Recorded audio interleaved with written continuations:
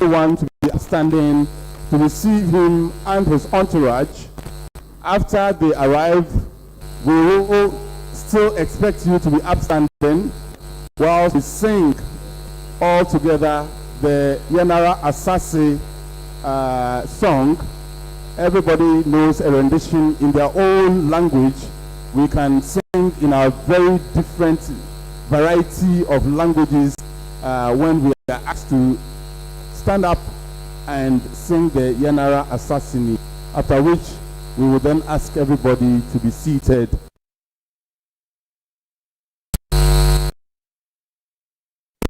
As I mentioned, few minutes, the honored speaker will be here with us for us to begin the official speakers Seminal lecture, which is being hosted here on the premises of the premier university in northern Ghana, the University for Development Studies. Thank you very much, ladies and gentlemen.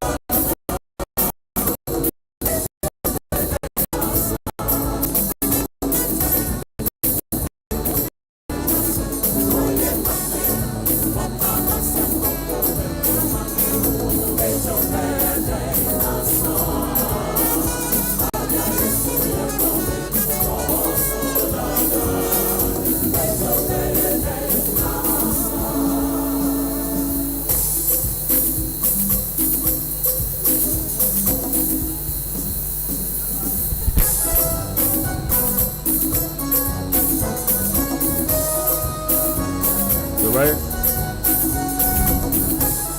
Ladies and gentlemen, the right Honorable Speaker, Parliament, Speaker Alban Bagbin is in the building, and in a few minutes with us. Shall we be upstanding, of course, with the exception of our revered chiefs, to welcome and receive Right Honorable Speaker of Parliament, Honorable Alban Suma Bagbin.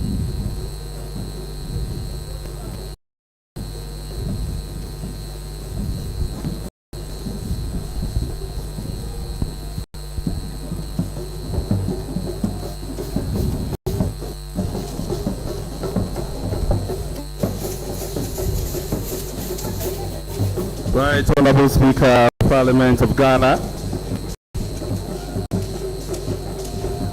As for this very important event which kicked off in 2022 in Accra, the second one happening in 2024 here.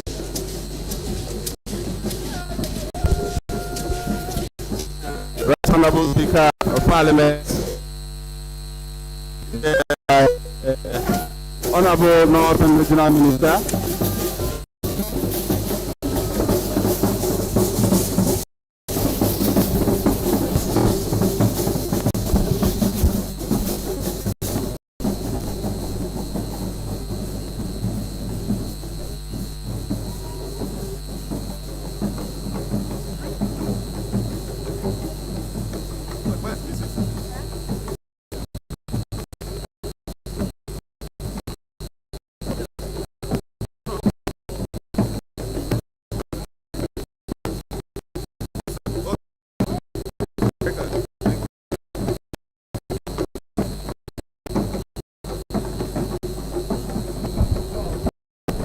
yes, sir.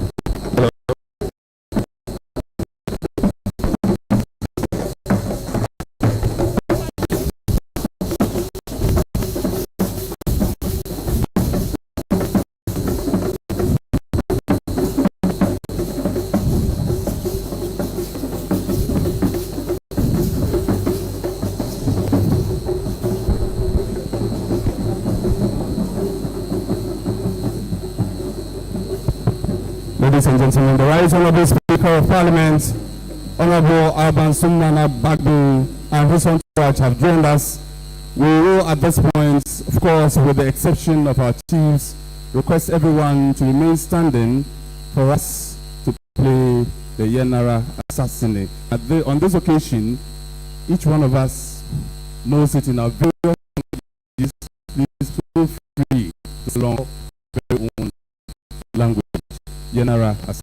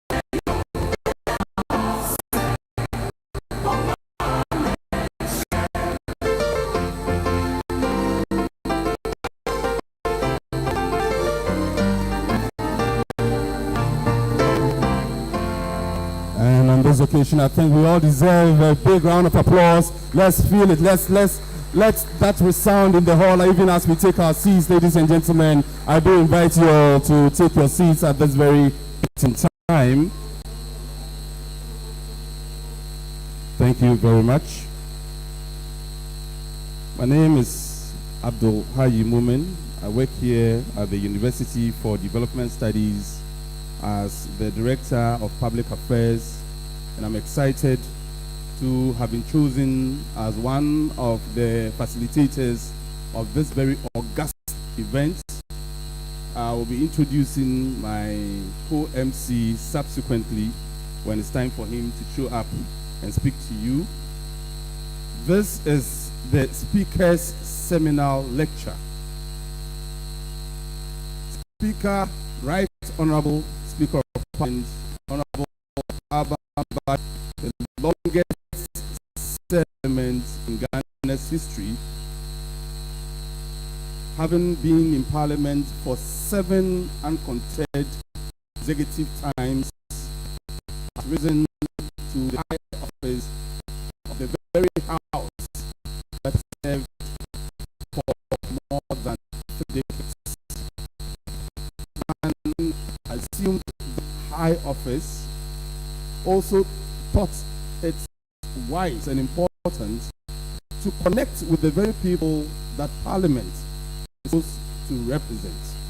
And so for the very first time in 2022, he instituted what is known now as the Speaker's Seminal Lectures, where the Speaker gets to interact with the general public one-on-one, face-to-face, and speaks to them about pertinent national.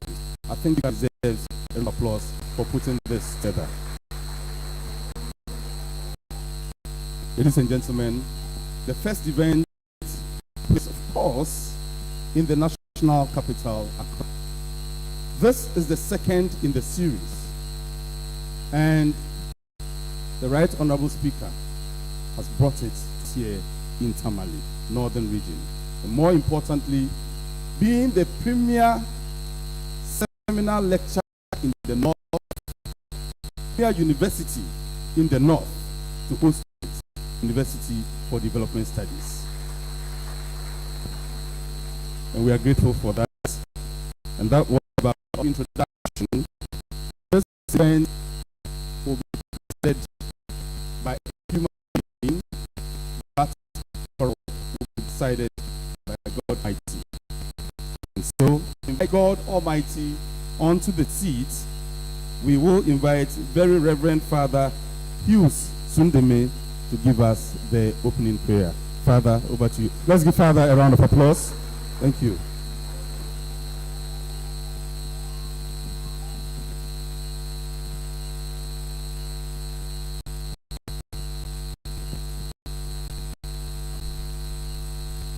Let us invite the presence of God as we begin this seminal lecture.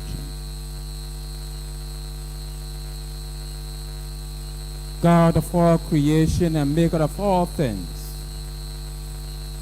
we give you thanks for the gift of this day and for the gift of our lives. We thank you for the gift of our country, Ghana, and her citizens, for our democracy and all the various ways we work to improve and perfect our democracy. We thank you for the traveling mercies granted to all, especially those who travel far and near to be here.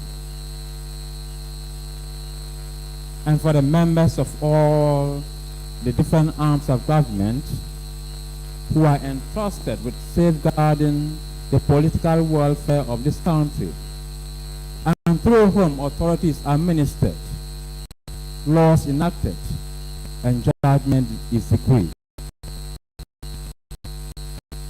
For the opportunity to gather today for the Speaker's Seminar Lectures on work together and building trust for a free, fair, and peaceful election. Direct the decisions of the lectures today. The key spirit and wisdom and counsel from all speakers. We also pray you, Lord God, for all who are gathered here and those joining us through other social media handles, the grace to participate fully, actively, and consciously through attentive listening. May we take to heart all that we hear from the lectures and be messengers of what we hear, so as to promote free, fair, credible, and peaceful elections like the peace we enjoy as a country. To you, who are Lord and God, forever and ever.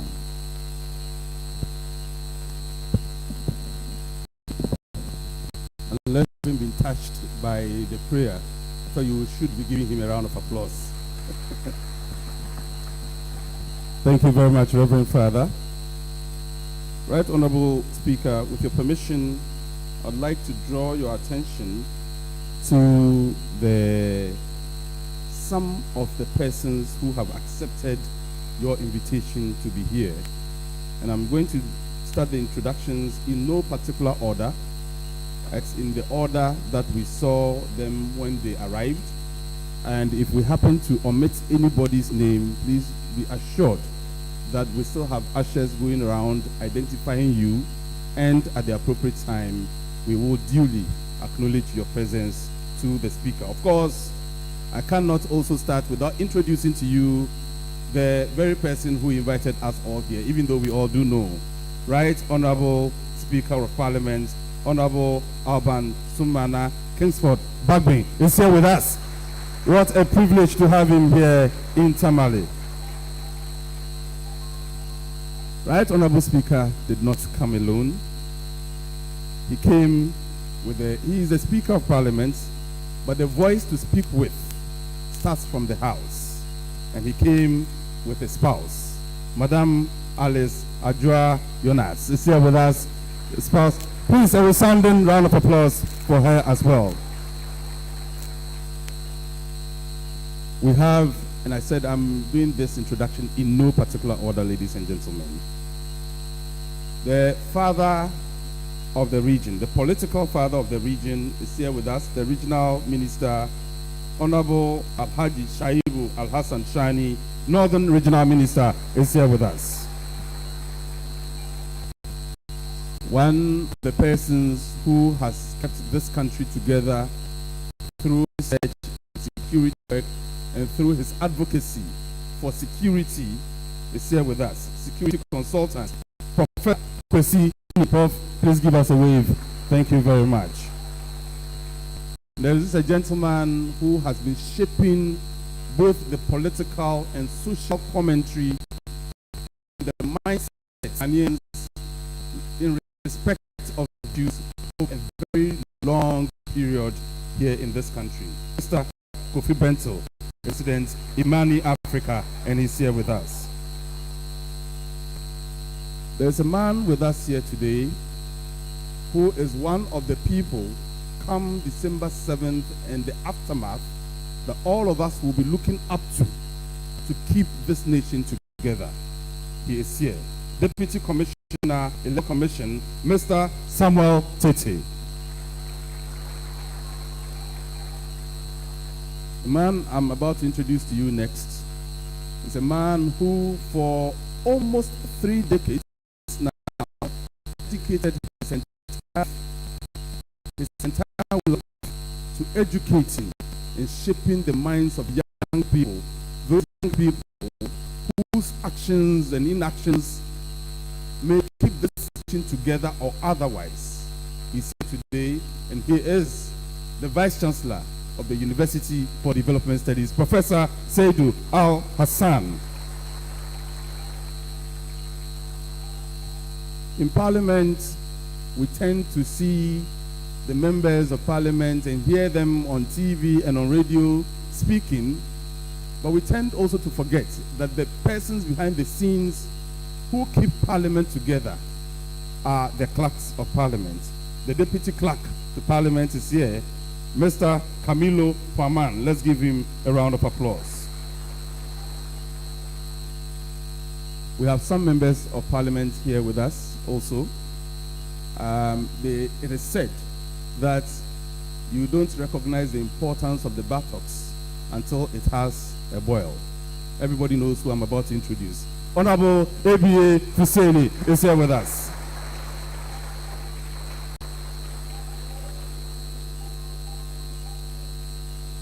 Honorable ABA Fuseni is the MP for the Sanarigo constituency. We have with us Honorable Daniel Nsala Wakala. He is the MP for Kwandai. Honorable, thank you so much. Honorable Jacob Idrisu is the Honorable MP for Savulugu. He's here with us. We are very grateful. Honorable Dawuni Abukari is the MP for the Wulensi constituency. As I said, we'll be introducing others as time goes on. But we have our very revered chiefs who have come all the way to support this event, but also to listen to the Right Honorable Speaker of Parliament. Na Yab Nanton Na Mahamadu the Fifth is the paramount chief of the Nanton traditional area. He is here with us. Now we are very, very grateful. Na Bapra Sanorgna Ambassador Abdullahi, paramount chief of the Sanorgo traditional area, where UDS TAMALE campus is currently located. Thank you very much, Chief. Na Yaba Kasulana Bukari, chief of the Kasuliyili traditional area.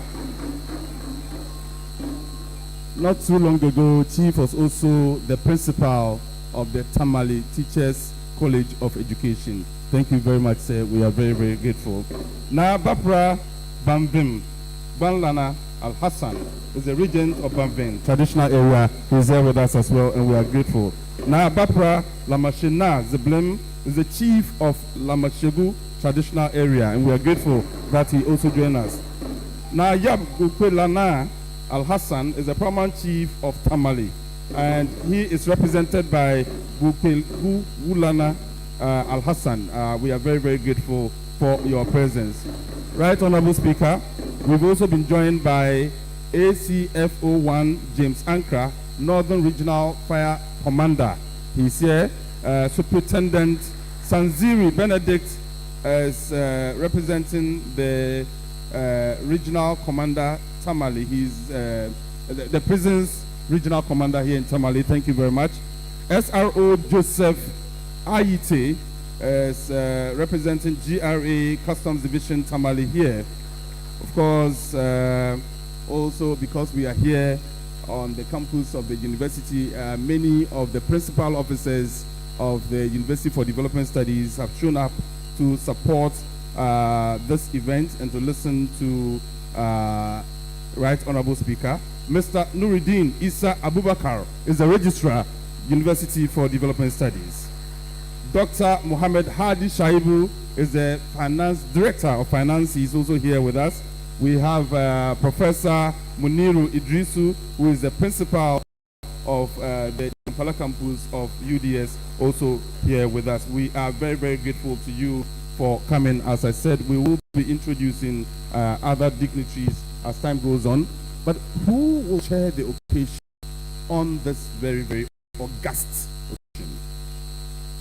Our chairman is Most Reverend Philip Name. He was born on 8th September 1948 in Nandom. He had his elementary education at Ko in the Upper West region between 1957 and 1963. He had his secondary education at St. Charles and the government secondary school in TAMALE between 1963 and 1970. He enrolled to the St. Victor's Major Seminary in TAMALE to pursue a philosophy in theology between 1971 and 1977. He was ordained a priest on 16th December 1977. From 1981 to 1986, he studied in Westfälische Westminster Universität Münster, West Germany, where he obtained a PhD in theology with specialization in church history. He holds the following academic qualifications: Diploma in Theology from the University of Ghana, German Language Certificate, Academic Rosenhof Dengen, Diploma in French Language from Paris, Doctorate in Theology with specialization in church history from West Germany.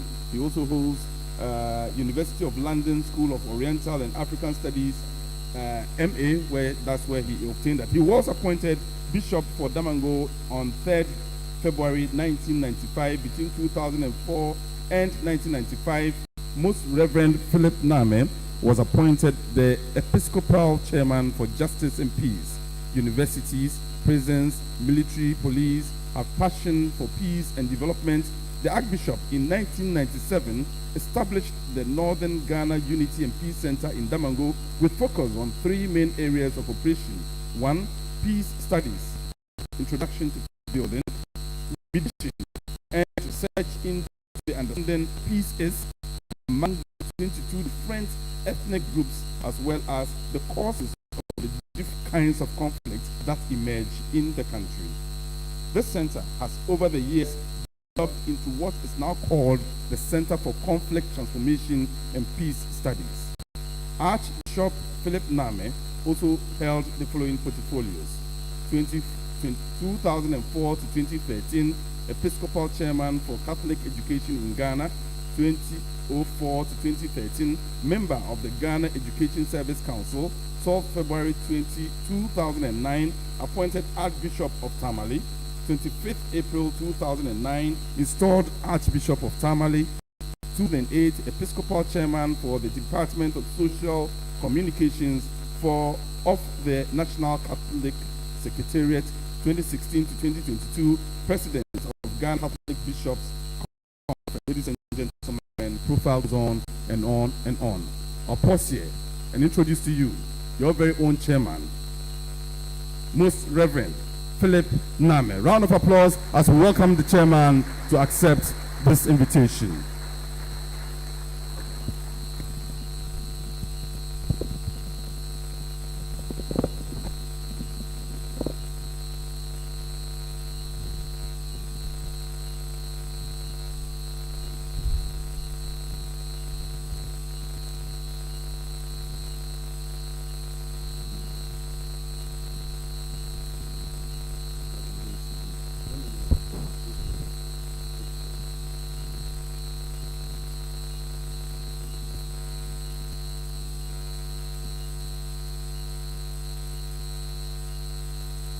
Distinguished guests,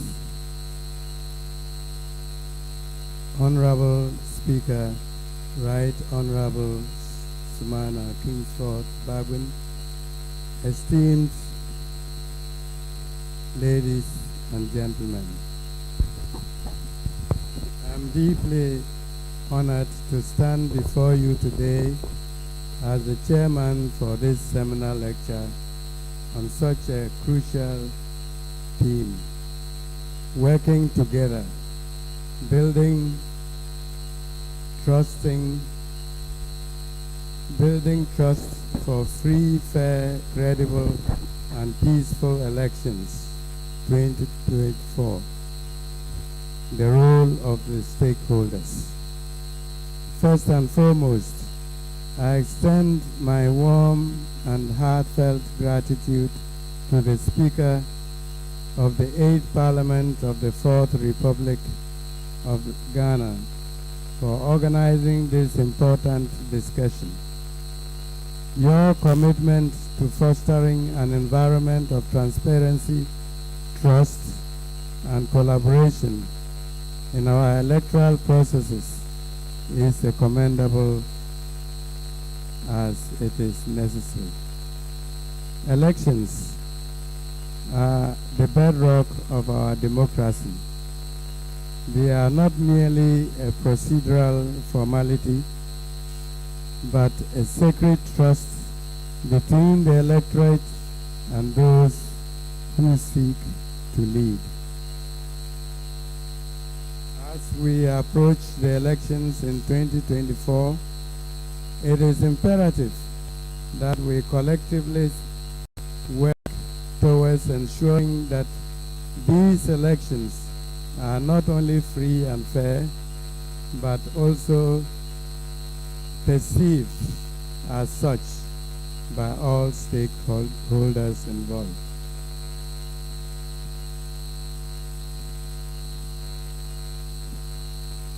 Our role as stakeholders, whether political leaders, civil society organizations, religious leaders, media, or the general public, is very pivotal.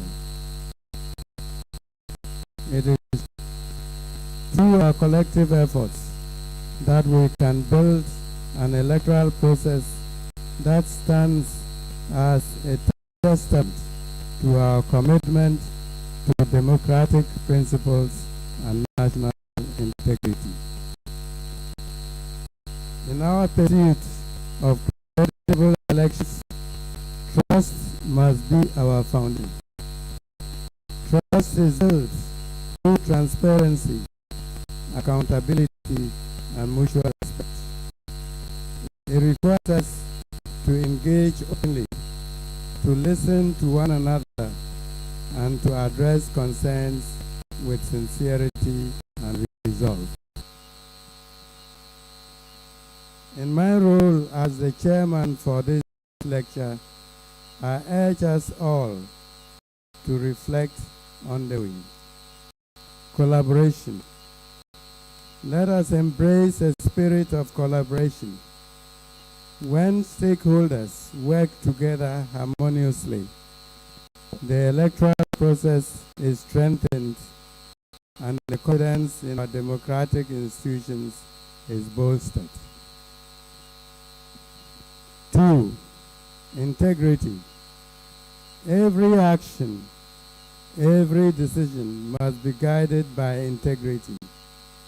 This will ensure that the outcomes of the election are a true reflection of the will of the people. Responsibility. Each of us has a role to play in safeguarding the electoral process, whether through advocacy, monitoring, or voting. Our actions are to contribute to the health of our democracy.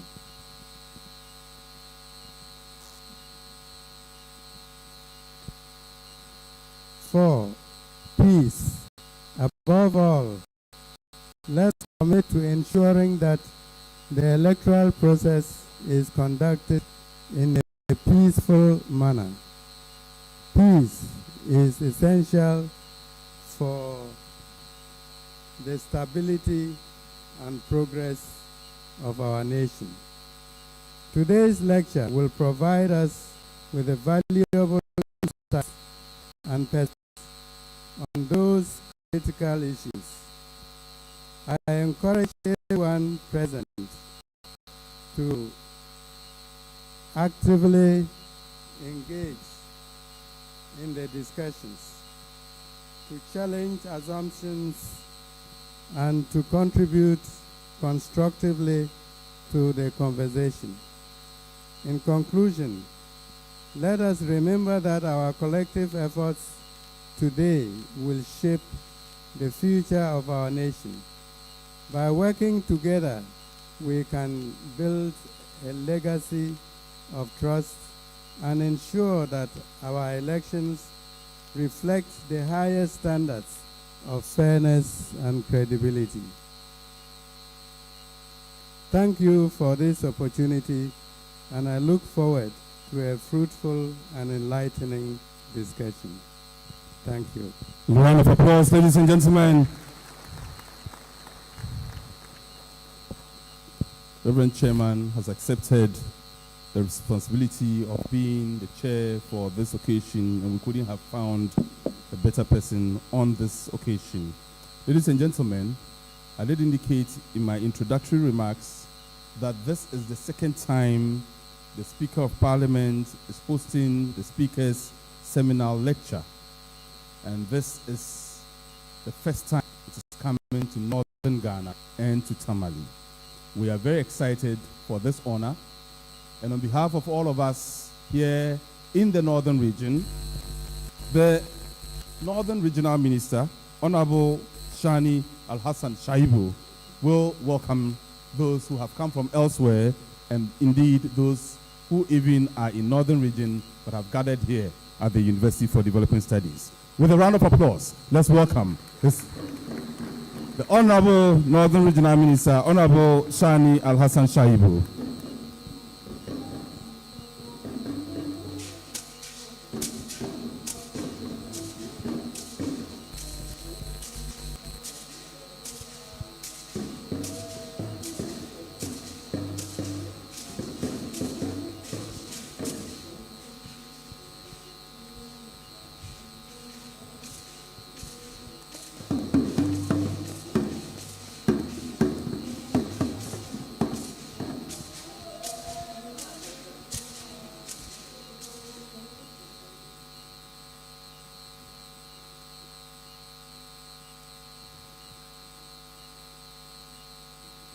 Mr. Chairman,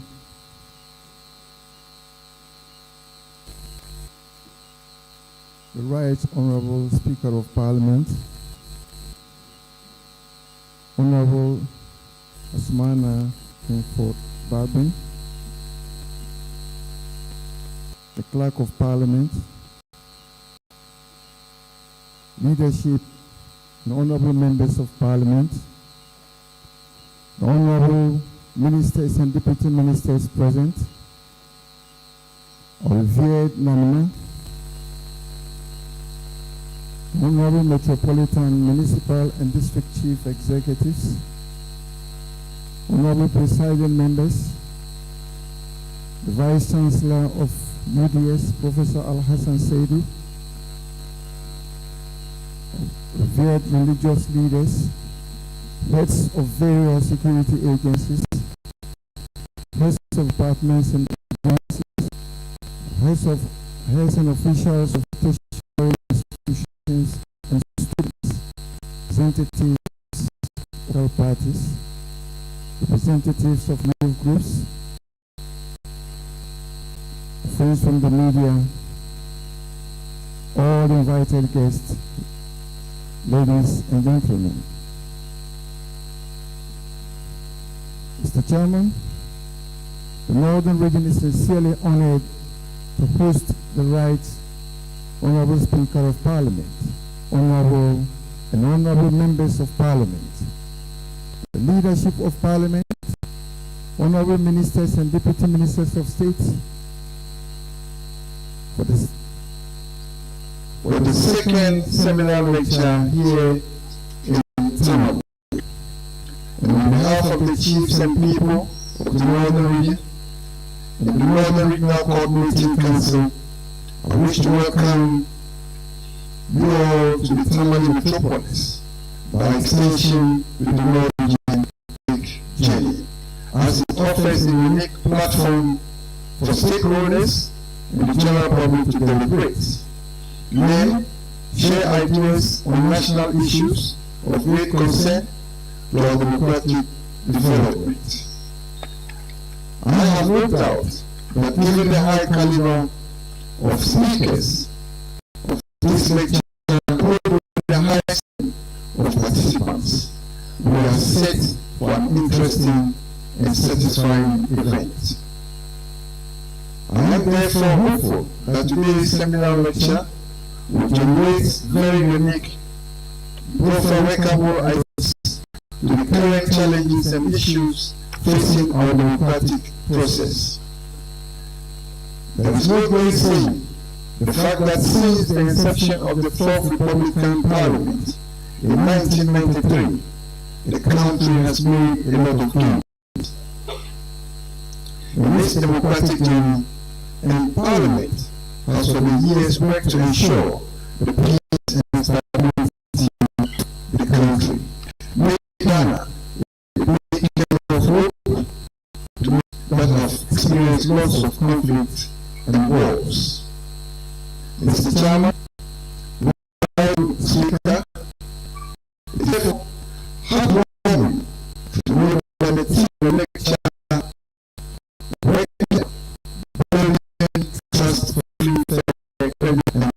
elections of stakeholders.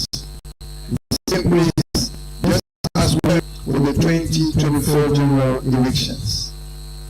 To this extent, the lecture has the full support of the chiefs and people of the Northern Region, as the theme contains all the needed ingredients for a peaceful 2024 elections.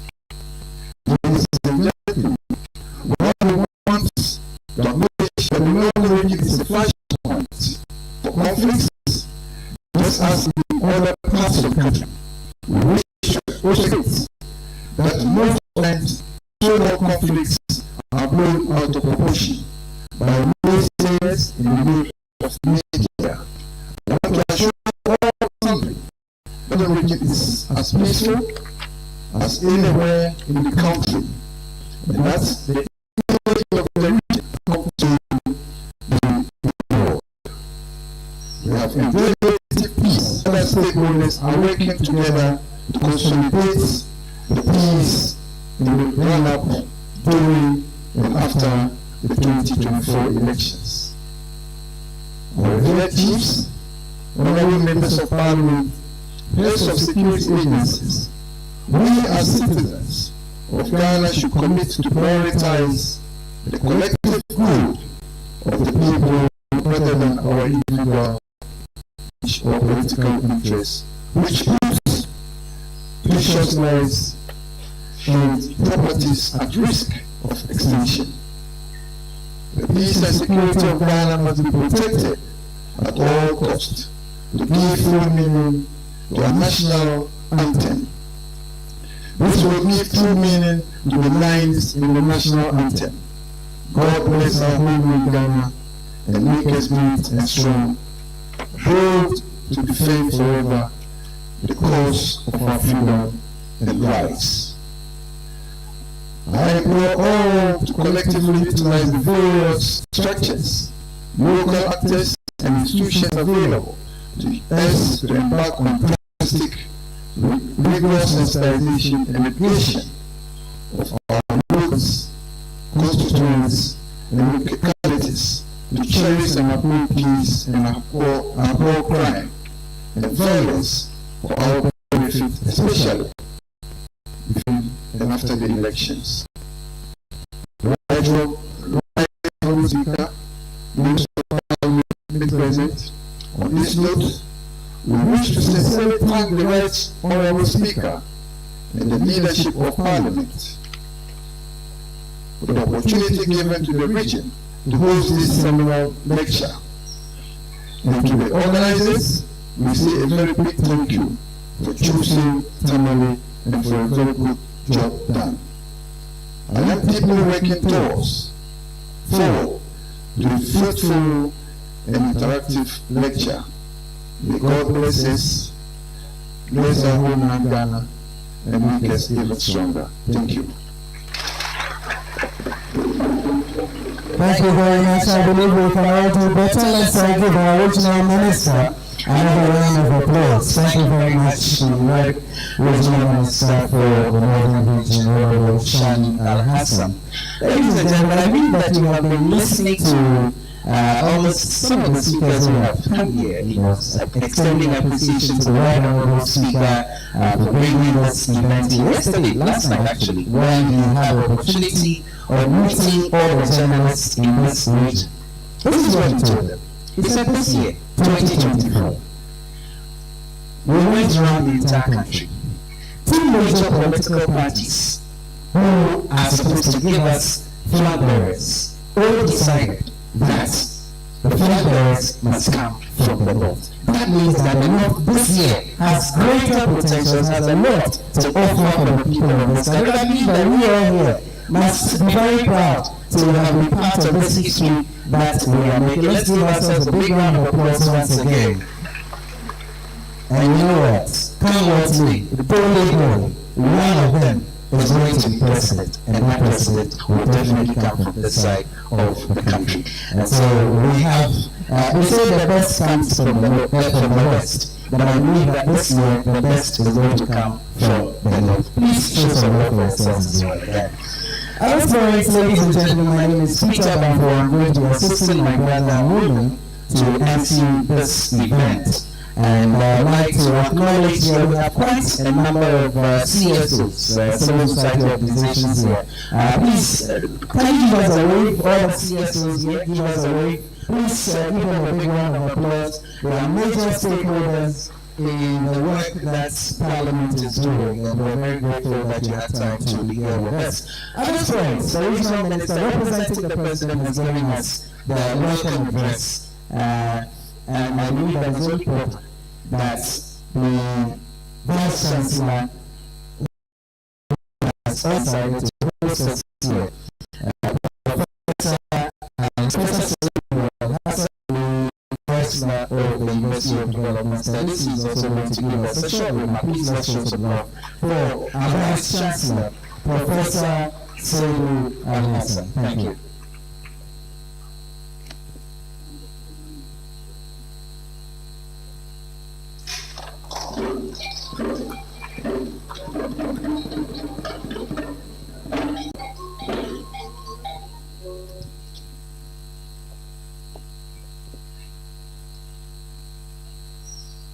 Mr. Chairman, the Right Honorable Speaker of Parliament,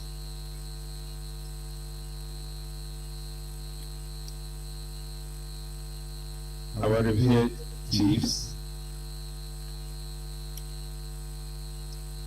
honorable invited guests, honorable members of Parliament, the media, students, ladies and gentlemen. I think we are all here for one thing. We are all here because of Ghana. That's all. Some people normally say you come to group or no group with all these, but that's not true. Have to collectively come together to make the country. The Honorable Speaker has agreed to give this lecture so as to give us a preparation, food for thought, regarding the upcoming general elections. Ladies and gentlemen, for the sake of those who are stepping onto this campus the first time,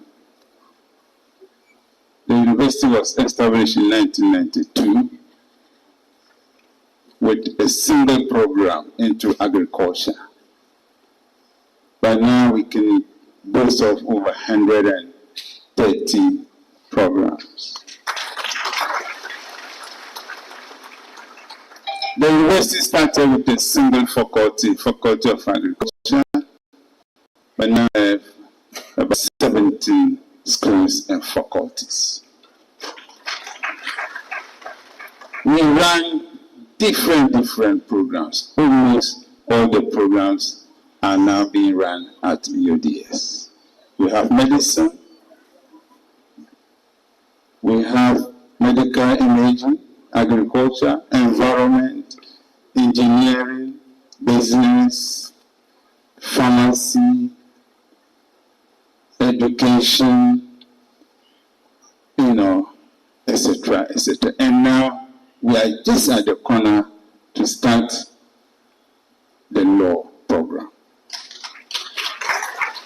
So I am saying that this because there is only one secondary school in this room. Only one secondary school, because that is my secondary school, Ghana Secondary School. So prepare yourselves. I hope you will listen to the speaker. He will advise you very well how you can comport yourself during the election. Mr. Chairman, I just have one thing to say. Then I'll take my seat. I have a feeling that for a very long time, we only look at election as an end to itself, not as a means. That is a problem. Election is just a process. It's just a means to take you to something. And that something is the government. We elect you, we give you power. What we now expect is how you can galvanize resources to transform the nation. That is it. Azuma Nelson once said, when they call you a professor, they don't call you a professor for nothing. When you are called a professor, you must be able to deliver. We don't elect for nothing. We elect for a purpose. So if we can all have this at the back of our mind, that we are going in for an election because we want to achieve the agenda of Ghana being aid. That is all. So what makes me sad is that many of us these days now think that now when we look election, that is the biggest challenge. God no longer chooses. It's we can decide that we want to be there or we don't want to be there. That is the biggest challenge. And I can give you an example. Some time back, I heard 3 things said by 3 Ghanaians, and I have been pondering over these things. One of them said that in this election, if Party A does not win, you can come and burn down my church. What is that? What hypothesis is this? It doesn't augur well. Another person said, if Party A doesn't win, I will leave this country with myself, my property, and my goods. Then another one said, if Party A or candidate A doesn't win, you come and castrate me. Can you imagine? Come and castrate me. These are threats to the peace and the trust that we want to build. So I want to advocate that we all in this room, unless somebody who doesn't want to agree with me, deep down our hearts, we already know what we will be going in for. So what is the problem? We already know. So cheating and money, these are the 2 evils. Somebody wants to cheat. Somebody also wants to undo you or undercut you using financial resources. وَمَا الْحَيَاةُ الدُّنْيَا إِلَّا مَتَاعُ الْغُرُورِ وَمَا الْحَيَاةُ الدُّنْيَا إِلَّا مَتَاعُ الْغُرُورِ وَمَا الْحَيَاةُ الدُّنْيا إِلَّا مَتَاعُ الْغُرُورِ. The world is nothing, ladies and gentlemen. It's just full of illusion. Even if we put the whole country resources in your pocket, it won't help you. We give you power to develop us. Ladies and gentlemen, you are welcome. Thank you very much.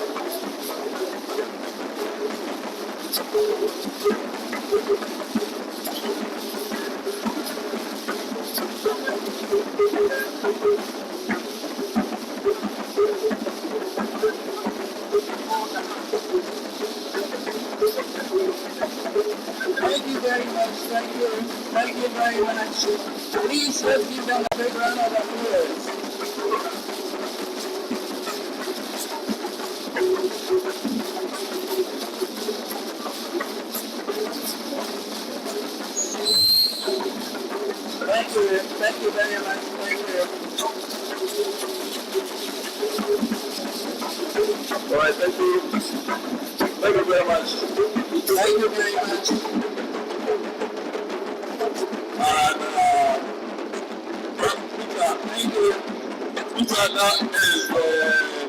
And, thank you. Thank you. A round of applause for the UDS Performing Arts Ensemble. And so now you can be messaged back with you when you go to Accra that when you meet performances in Northern Ghana at the University for Development Studies, we have a performing arts ensemble that is able to entertain people in various means. The dance you just saw them perform is called Bamaya, and Bamaya is a social dance suit performed by the Dagumba here in Northern Ghana. It is performed on social occasions such as this one, to grace social ceremonies such as weddings, naming ceremonies, funerals, and other social functions such as this seminar lecture. We need to give them another round of applause. Thank you, ladies and gentlemen. At this point, I believe it's only proper that I introduce our next speaker. Please, before that, I believe that we need to show some love once again to that wonderful performance from the UDS performing that wonderful rendition. At this point, ladies and gentlemen, I believe he is no person that you all don't know. He has been introduced at different levels. He has been in Parliament, in actual fact, from the inception of the 4th Parliament of the Republic of Ghana.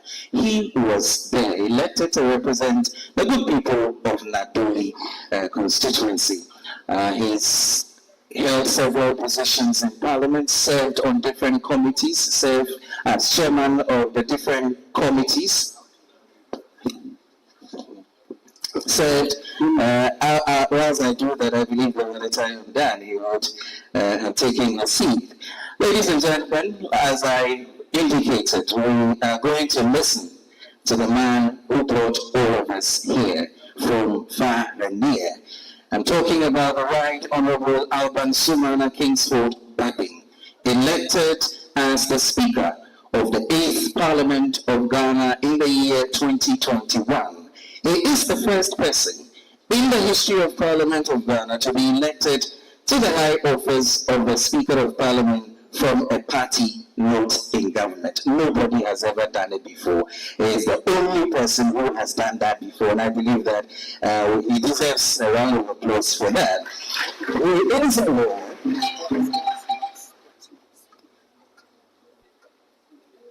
He is a lawyer by profession. He was called to the bar as a barrister and solicitor of the Supreme Court of Ghana in 1982. He was engaged in private law practice as a partner of reputable law firms of Accra. From 1993, he entered Parliament on the ticket of the NDC, representing the people of Nadoli as I indicated. He won all the subsequent Parliament. He had decided to voluntarily retire from Parliament at the end of the 7th Parliament of the 4th Republic in January 2021. Just when he was about to leave, God said, there's another assignment for you. That's when you decided to stay and watch that historic election that culminated into him becoming the Speaker of our 8th Parliament. Within this period, spanning 28 years, the Right Honourable Speaker, as I indicated, has served on a number of committees and has chaired several of them. The minority leader in 2001, from the year 2001 to 2009. He was majority leader from 2009 to 2010. He was minister responsible for water resources, works and housing in 2010 to 2012. Minister for health in 2012-2013. Majority leader for the second time 2014 to 2017, and second deputy speaker from 2017 to 2021 respectively. The Right Honourable Speaker has worked tirelessly in expanding the space of parliamentary diplomacy, having participated extensively in the meetings of key international parliamentary organizations whilst playing various roles in high-level parliamentary exchanges at both bilateral and multilateral levels. Aside various honorary and excellence awards as a demonstration of appreciation of a sterling contribution to the leadership and the promotion of the rule of law for the good people of Ghana and the world at large. The Right Honorable Speaker has been honored by several noble traditional rulers. And for those of you who are not aware, the latest one is that he is the Ghana now, and it was just schemed last week. So Amina, please let's show some love for Amina. And that name represents strength, represents brevity, and represents resilience. And we are very grateful to the people of Wala Traditional Council. Apart from that, he was also installed Nana Adasioko by the Suma Traditional Council. Not long ago, he was given the title Tope Mutafola Awudome the First by the Awudome Traditional Area. These are the many more titles that we have seen. These are many more titles, and ladies and gentlemen, I believe it's time to listen to the man of the moment, the Speaker of the 8th Parliament of the Republic of Ghana.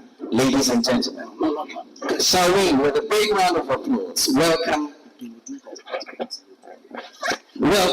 the Right Honorable Alban Sumana Kingsford. But shall we rise as Alban comes to address us? The Speaker of the 8th Parliament.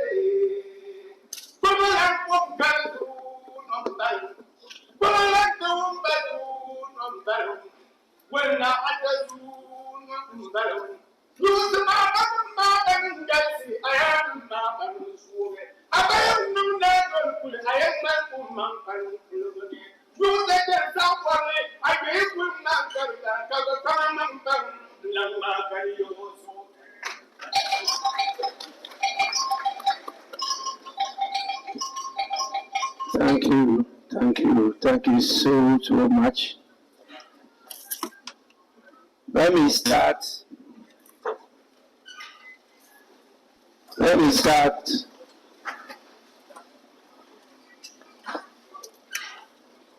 as you have asked you to resume your seats. I apologize for not doing that. Our highly respected Parliament chiefs and Queen mothers,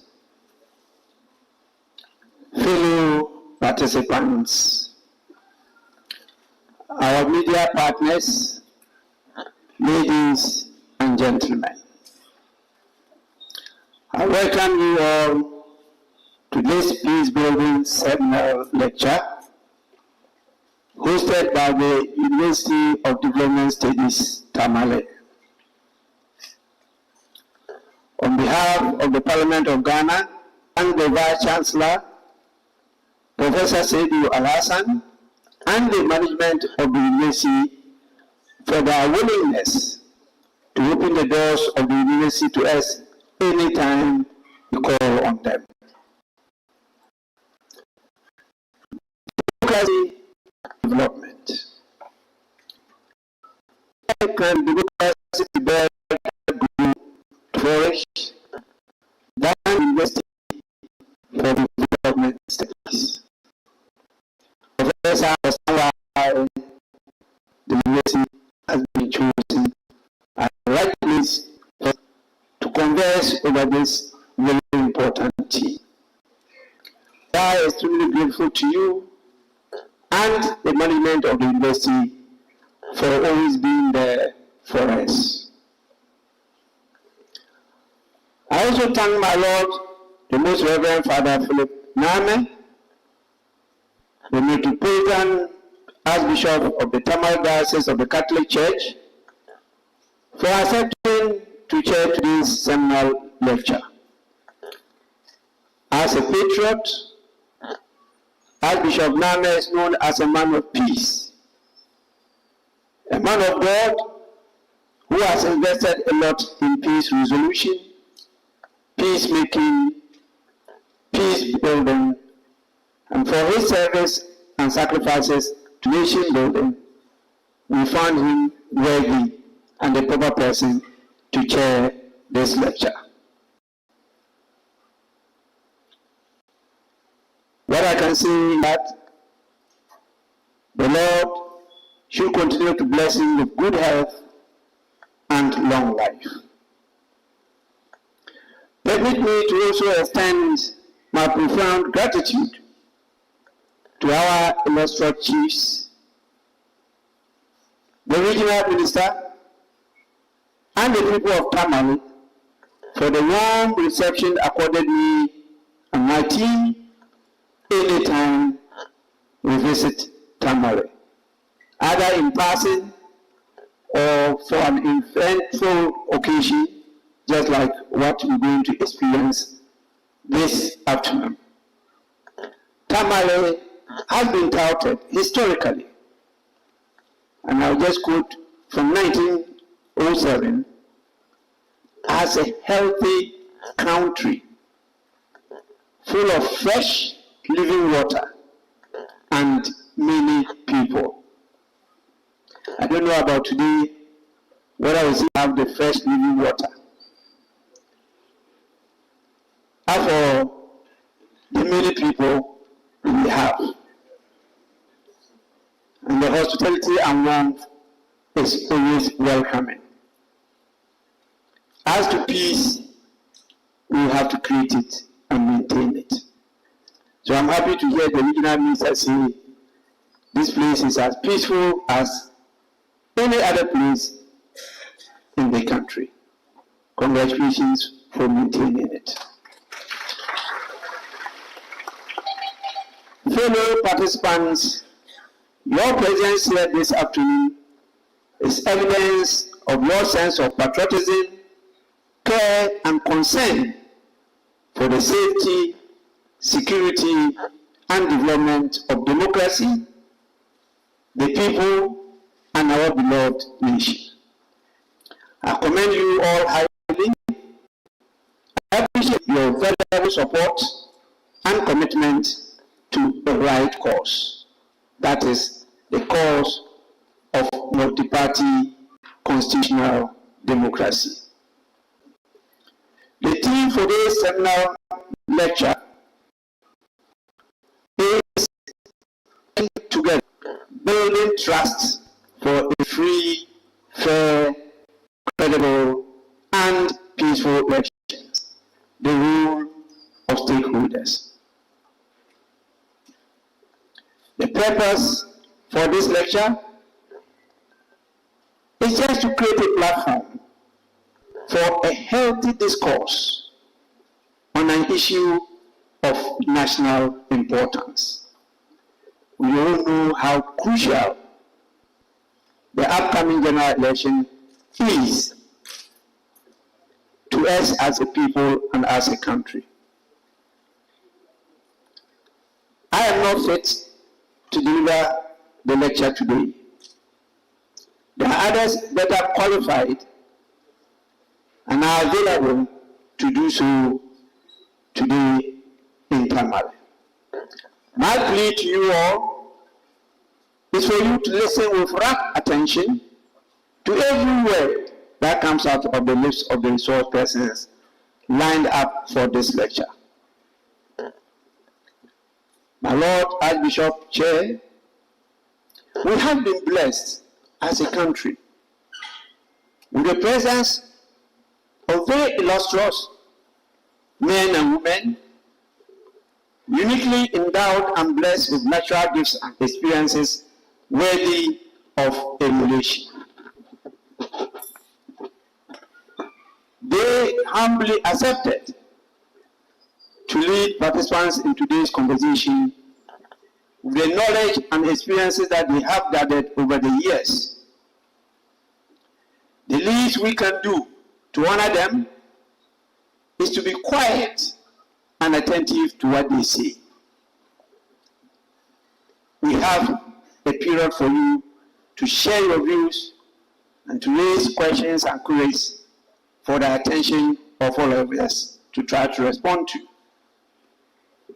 And so we have with us here Professor Emmanuel Kwesi, security consultant. We also have Mr. Kofi Bentil, private legal practitioner, and Vice President Imani Ghana, and Mr. Samuel Tete, the Deputy Commissioner representing the chairperson of the Electoral Commission. These are all household names, and I'm sure they will be properly introduced to you. This interlude, which I'm taking advantage of, is just to give me an opportunity to say a few words.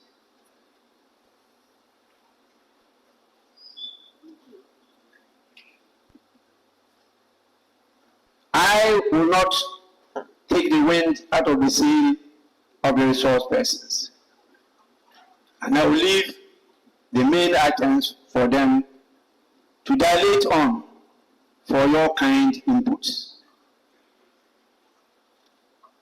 But I want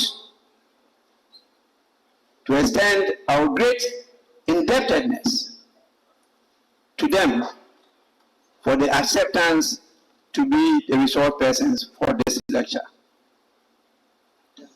As the theme of the lecture indicates, we are all of us have roles to play in ensuring that 2024 elections does not become a platform for the defilement of the sanity and sanctity of our already suffocating democracy.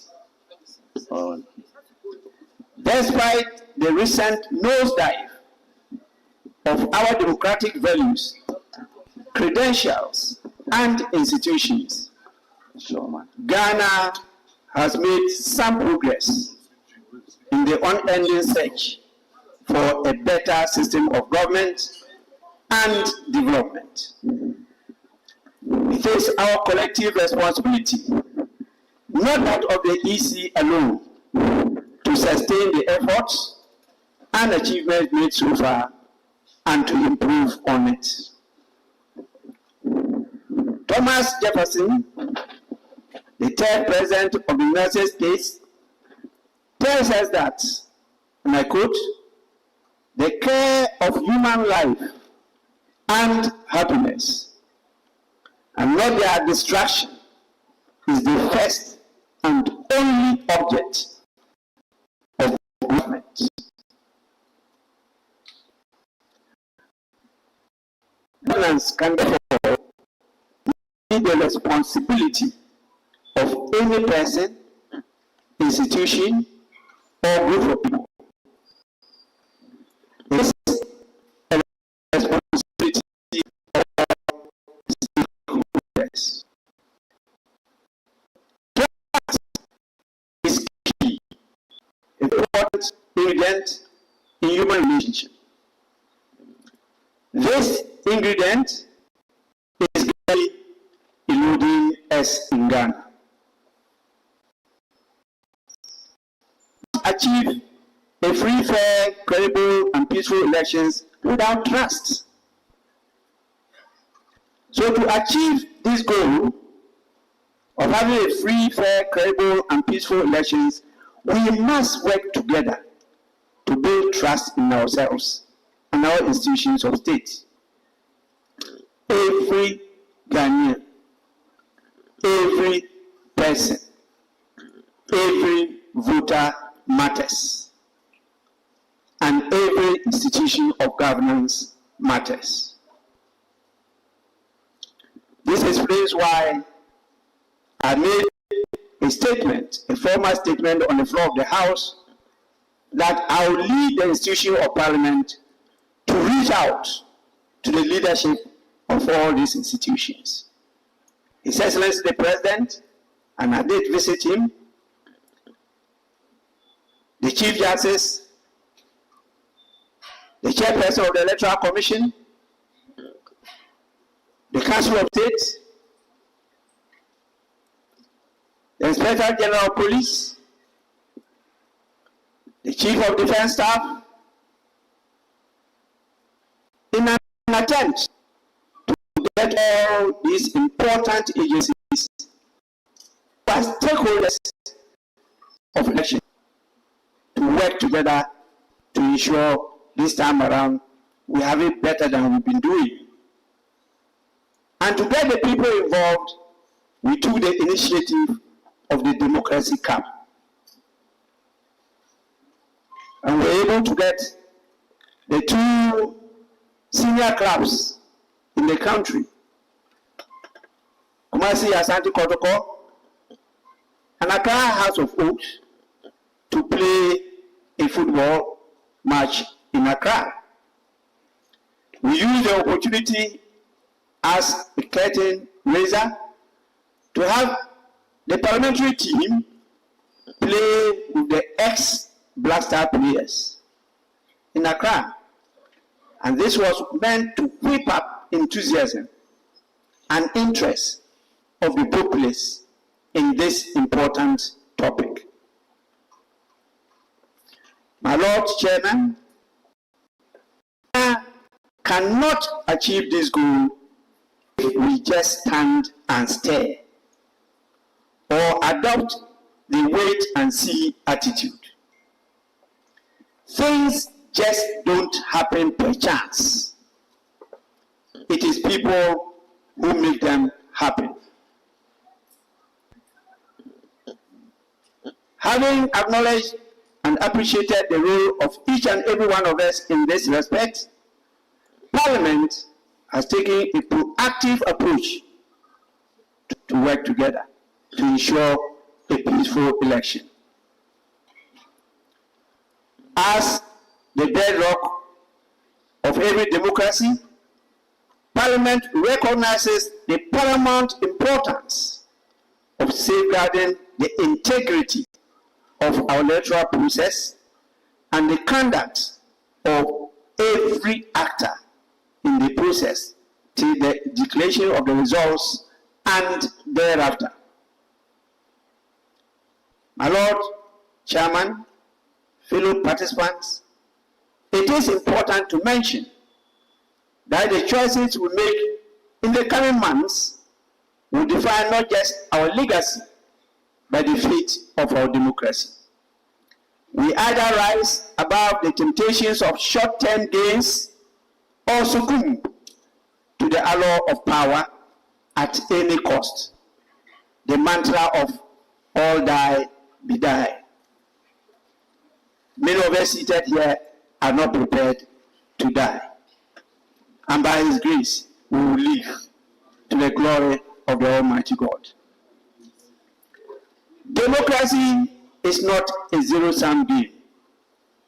In the words of Nelson Mandela, a good leader can engage in the debate frankly and thoroughly, knowing that at the end, he and the other side must be closer and thus emerge stronger. We don't need to take the stance that Professor Vice Chancellor just mentioned. And this platform is meant just to do that. That at the end of the day, we emerge from here stronger than we came in. So this second seminar lecture It's meant to draw our attention to the dangers facing us as a country and to spur us on to galvanize our collective energy and wisdom to showcase what Ghana is made of. And many people take this for granted. Ghana is the center of the world, the whole world. But the black star of Africa, and Ghana is the mecca of the black race.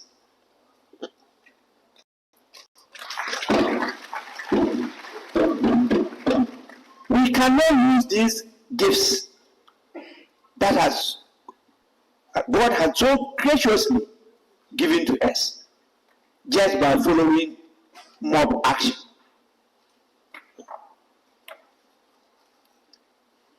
Emotions, fanaticism, and at the end of the day, nothing is gained.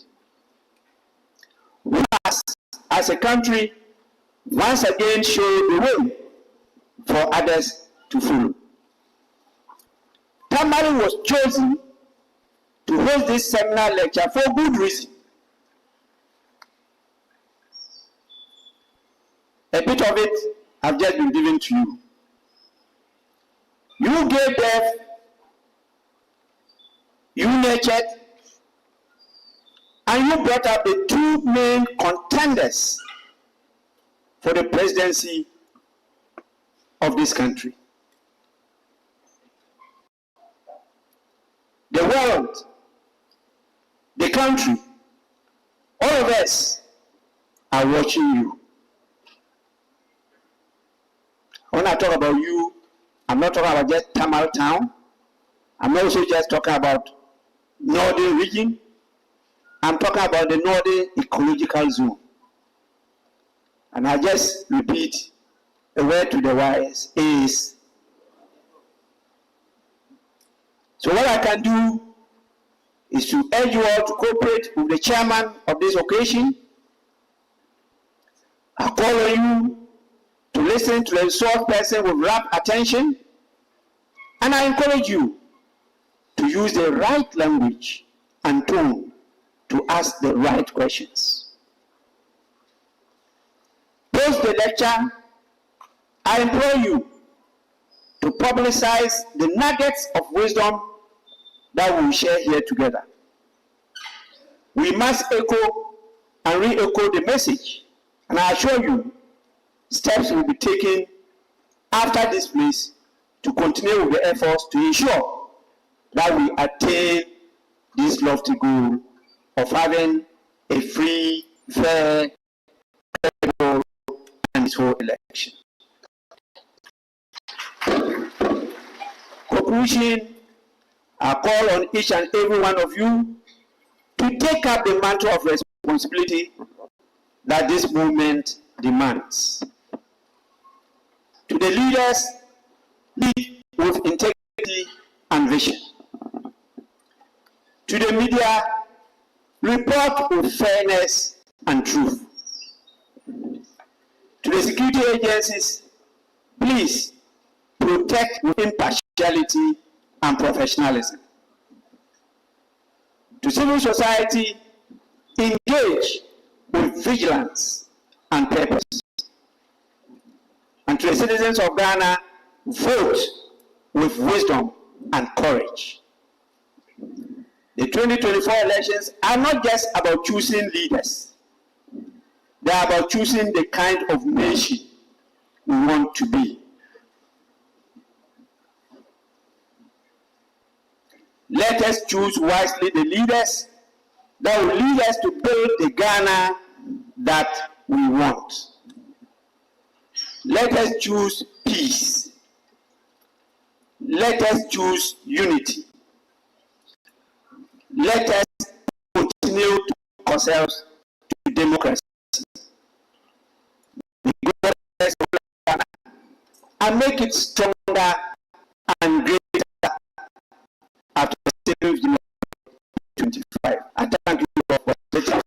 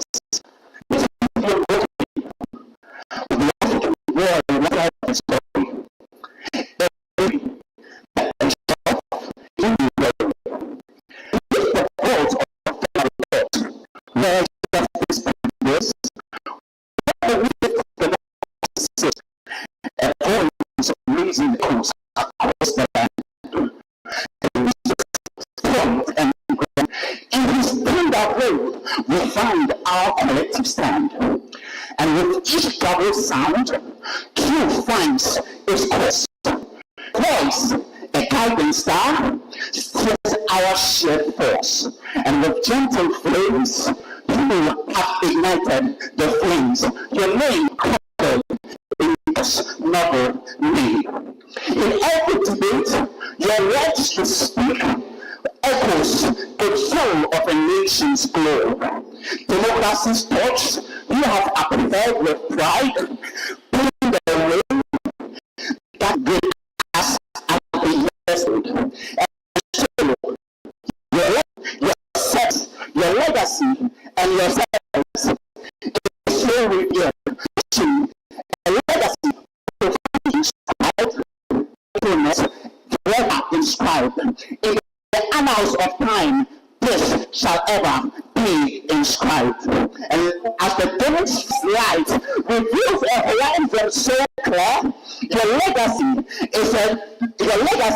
is so clear. And so, ladies and gentlemen, before us here, in the history of time's tempest toss, within the parliament's hands, you have steered parliamentary affairs with grace. And we celebrate you, ladies and gentlemen.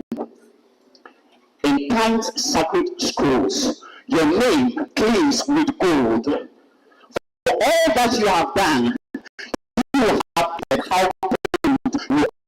And so, I want you to pray, and I say, let praises arise. Let praises arise in this sanctuary, and let your claps abound in this chamber. For a leader who is so true, and a leader who has pursued all with lots of passion. And so, ladies and gentlemen, for our honorable, right honorable Alban Suman Kingsford Bagwin.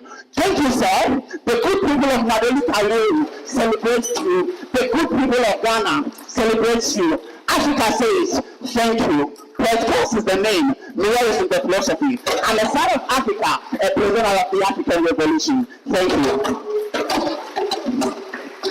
Thank you very much.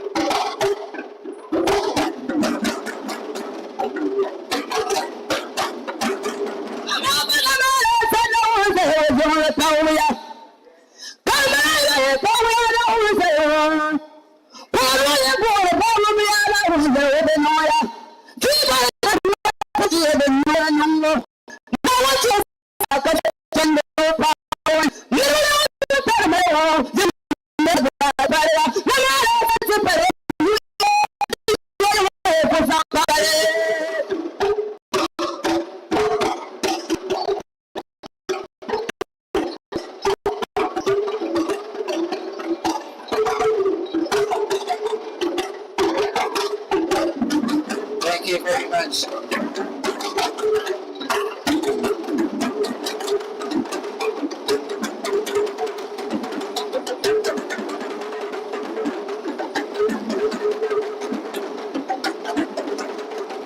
Please show some love for them. Please show some love. Give them a big round of applause.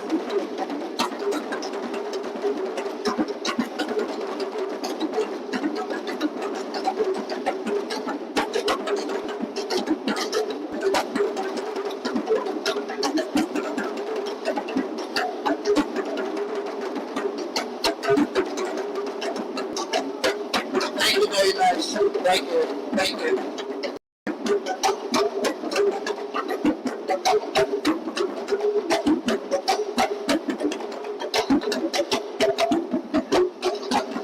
Please, let's give them a big round of applause. As you all are aware, our Right Honourable Speaker is not just a politician, he's also a traditional ruler. That explains the reason we have these powerful appellations in his honour. Please, let's show love one more time for that wonderful thing. Ladies and gentlemen, the Right Honourable Speaker, as he was speaking, gave all of us a charge. And the charge is that we all ought to be attentive to the respective speakers who are going to mount this lectern to speak. I would run through the first of the speakers, Professor Emmanuel Kwesi Eni. Professor Emmanuel Kwesi Eni is a professor of security studies and thus served as the African Union's first expert on counterterrorism. In 2021, he was a senior consultant on the independent project evaluation on support to the Maldives on counterterrorism, and in 2022, he evaluated the EU's counterterrorism interventions in Sri Lanka. He also served on the World Food Programme's Security Advisory Board. In March 2023, his 2022 article on African experiences on alternatively in international relations, theorizing about security and international affairs, volume 98, number 1, with Kweku Danso, won the International Affairs Centenary Prize by Chatham House, UK. His research focuses on peace building, peacekeeping, hybrid political orders, and security force assistance. You have heard him on radio. You have seen him on TV. This afternoon, he's live here to deliver this seminal lecture on the theme, working together, building trust for a peaceful, credible, free, fair elections. Let's welcome, ladies and gentlemen, Professor Emmanuel Kwesi Eni with a big round of applause.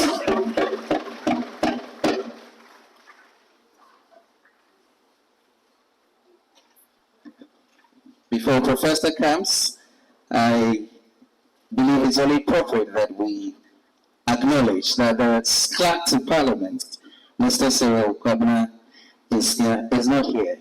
By protocol, he is supposed to speak before the Right Honourable Speaker speaks. But as he's not here, he had to send his message. The message has now arrived. At the appropriate time, you would hear from the clerk to the Parliament of Ghana. Please let's show some love. Professor Emmanuel Kwesi Eni.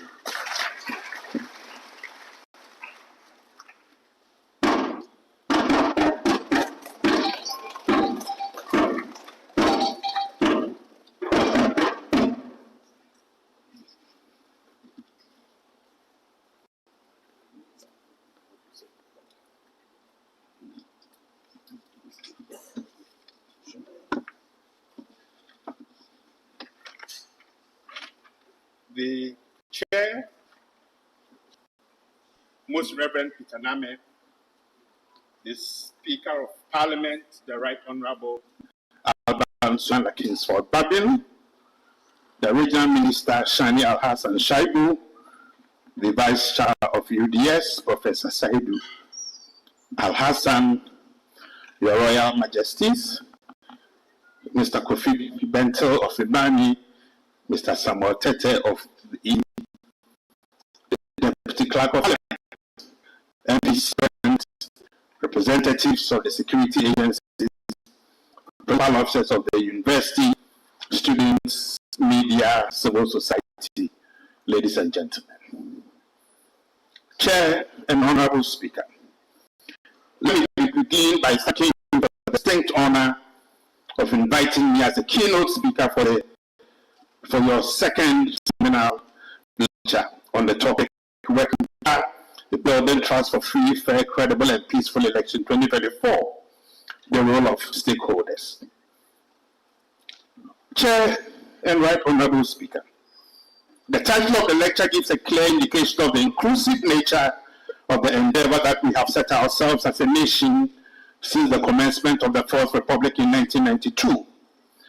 That as a nation, we need to work together because politics is too important a business to be left only for politicians. This point therefore recognizes that democracies function best and depends on the lively participation and contribution of multiple stakeholders. But why the focus on 2024? 2024 is an important electoral year globally, not only in Ghana. In 2023, the Economic Intelligence Unit stated that 2024 is the year of bonanza. The economy as a year for democracy. How people are expected to in national elections in 2024 than before. However, the economy not only qualifies but also cautions out many problematic. And they realize the criticality of the phrase working together, which I perceive from Mr. Speaker's side as a conflict preventive strategy to ensure that what can potentially be problematic in this country concerning the outcomes of the elections this year are addressed through collective and targeted interventions and attitudinal change. Chair and Mr. Speaker, today's lecture I seek to do 4 things. We need to reflect on how we have gotten here and where we intend to go. Secondly, I want to talk about who the critical stakeholders are and what roles and what we expect these critical stakeholders to do. But they cannot perform properly without understanding what changes, and I seek to conclude by making some specific suggestions and recommendations as to how stakeholders can and must, by definition, deliver on their mandates to ensure that the much desired and sought after free, fair, credible, and peaceful elections are attained. Mr. Speaker, Chair, distinguished ladies and gentlemen, the notion of free, fair, credible, and peaceful elections are specific outcomes that can only be attained through specific, deliberate, targeted, and conscious actions by institutions, groups, and individuals. Normally, we tend to take these 4 words for granted,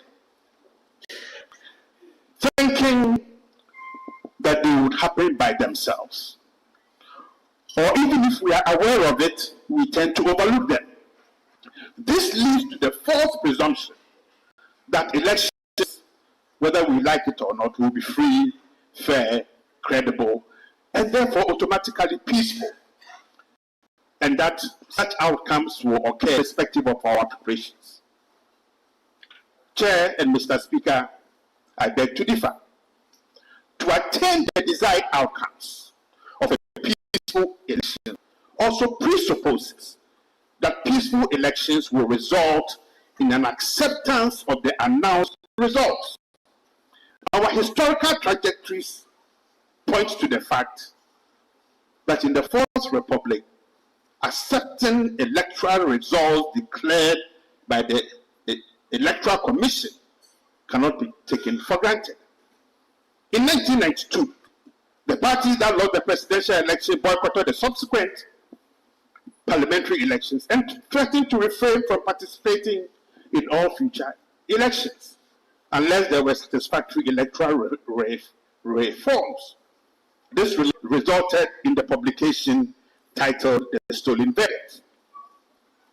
The results of the 2012 presidential elections were challenged at the Supreme Court by the then opposition NPP.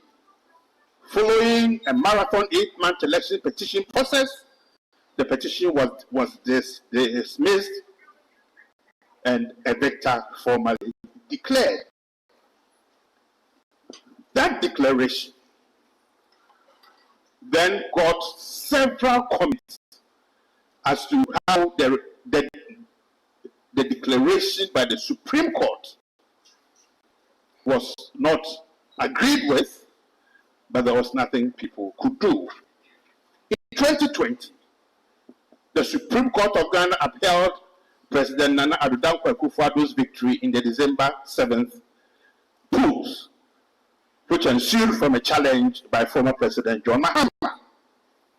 This was the second such petition of its kind in the Republic. By every indication, one can expect to see many more such legal challenges in Ghana, with what looks like a developing trend with results fiercely contested by the losing parties. This is because our polls are stained by violence and the post-election political environment rife with tension and reciprocal accusations made to prevent the Electoral Commission, quote, from stealing the election. But it's not just that. The nature of this year impression, they are laying the basis for contestation and willing and prepared to share lives. I cannot have someone I defeated twice as my successor. But that does not lie in the proposal of that individual. It is the citizens of this country who vote, and the actions of the Electoral Commission and our security apparatus that show that a president of whichever shade and color is inaugurated in January 2025. But why are people so bold? Why are people making statements that border on the illegality? I have said that whether the NDC likes it or not, they will never win the 2024 elections. They would not win. You can check their records. They would not win. The NPP will win the elections. The NPP quote exists to win elections. So we will do whatever it takes to win the elections. We are a political party that has pastors, imams, and traditionalists. So whatever means we will take to win the elections, we will do so. Bend the sea if you don't understand. We will win and continue with our good works. Now, this is an incitement to violence.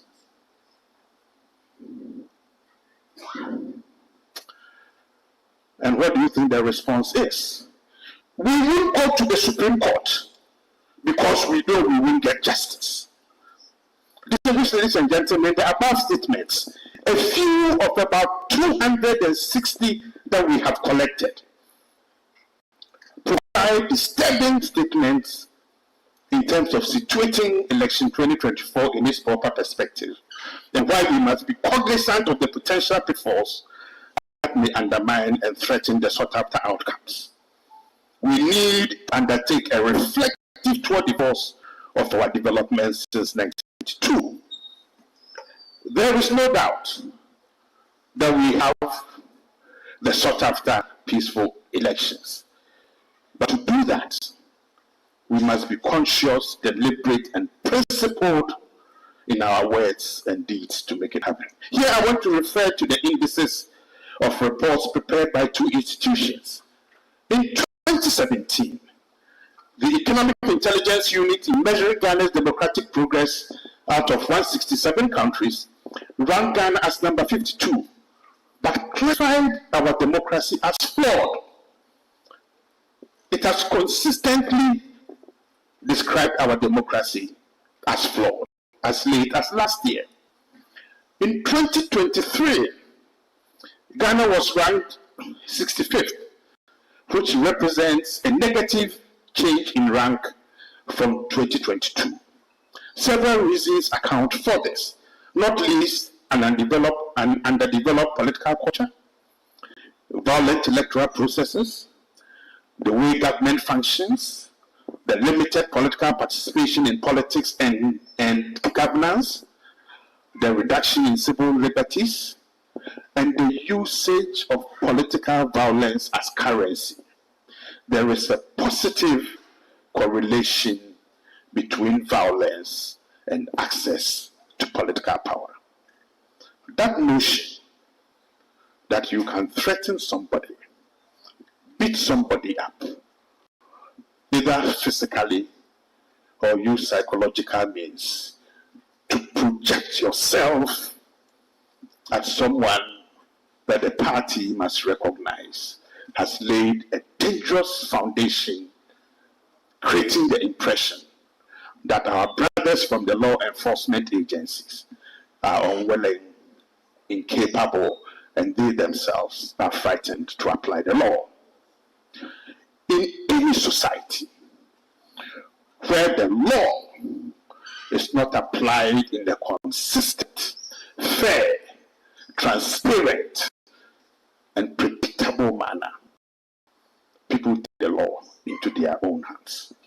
Similarly, the Institute for Economics and Peace, through its Global Peace Index, measures global peacefulness and how to develop peaceful societies. In 2020, ranked Ghana as the peaceful country in Africa, the third in Africa and the 43rd in the world. Ghana's peacefulness has deteriorated. We are now ranked in West Africa, in Africa, and slipped from 43rd to the 55th. Interestingly enough, on the military domain, Ghana has an appreciable ranking as the 38th state. However, the Afrobarometer report shows that a healthy 76% of Ghanaians prefer democracy to any other kind of government. But there is also a disconcerting number of 32 and 35% respectively who think our democracy has either major or minor problems. Ghana's negative deterioration in peacefulness must, I argue, necessarily raise concern as it challenges our self-perception and notions about who we are and what we are. The key to building peacefulness is persistence, defined as our attitudes, institutions, and structures that create and sustain peaceful societies. In spite of these figures, we must accept that democracy continues to be a work in progress. However, progress is only achieved and sustained by the constant and robust exchanges of different views and ideas by a multiplicity of stakeholders whose actions contribute to building resilient democracies in resilient societies. But to do that, individuals and institutions must by definition be attuned to their responsibilities. In this, we have a very, very long way to go. Chair, Right Honorable Speaker, after having laid out where we are now in terms of our democratic progress and peacefulness, and by extension electoral performance, I now turn my attention to the crux of our conversations, namely disaggregating who the critical stakeholders are during elections their roles, public perceptions, and what we as citizens expect of these institutions who are maintained through our taxpayers' money. For today's conversation, I make a non-exhaustive but nevertheless encompassing set of choices about who I perceive to be the critical stakeholders. I have selected institutions, but also focus on citizen engagement as a critical component of the duties and responsibilities that we all have. So first, I mentioned the Electoral Commission, and there is no surprise there. I mentioned the judiciary, the political parties, the National Commission for Civic Education, civil society, the Peace Council, the statutory security agencies, especially the Ghana Police Service, which is constitutionally mandated institution to protect lives and property. But I also mentioned the National Election Security Task Force. My friends from the media, we hardly ever talk about the private sector when we talk about elections. Our revered traditional leaders, and how unfortunately their growing partisan inclinations influences electoral dynamism and peace. And finally, permit me to mention a critical stakeholder that must necessarily be mentioned. Those who are serving in Parliament now, those who are seeking re-election, but even more critically, those who seek to enter Parliament. Probably during the discussions, I will disaggregate how many are leaving, how many will be left, if we add the fact that statistically, about 30 to 50% of them will lose the election. Probably will have a point, of which most of them will be first time. To justify what is expected of institutional goals, it is important to disaggregate what the most critical challenges that it prepares for the December elections. Number one, abusive and misogynistic rhetoric. As Ghanaians, when it comes to electoral cycles, we lose that capacity to show respect and tolerance. We use words indiscriminately. Has been described in the most flowery of languages. Her ethnicity challenged, her womanhood abused, and all this, the nation keeps quiet, stands on the sidelines, and claps. We've had the impression that misinformation and disinformation are things that the Russians and the Chinese are doing. But I will prove this afternoon that our greatest challenge about misinformation and disinformation comes from the political class.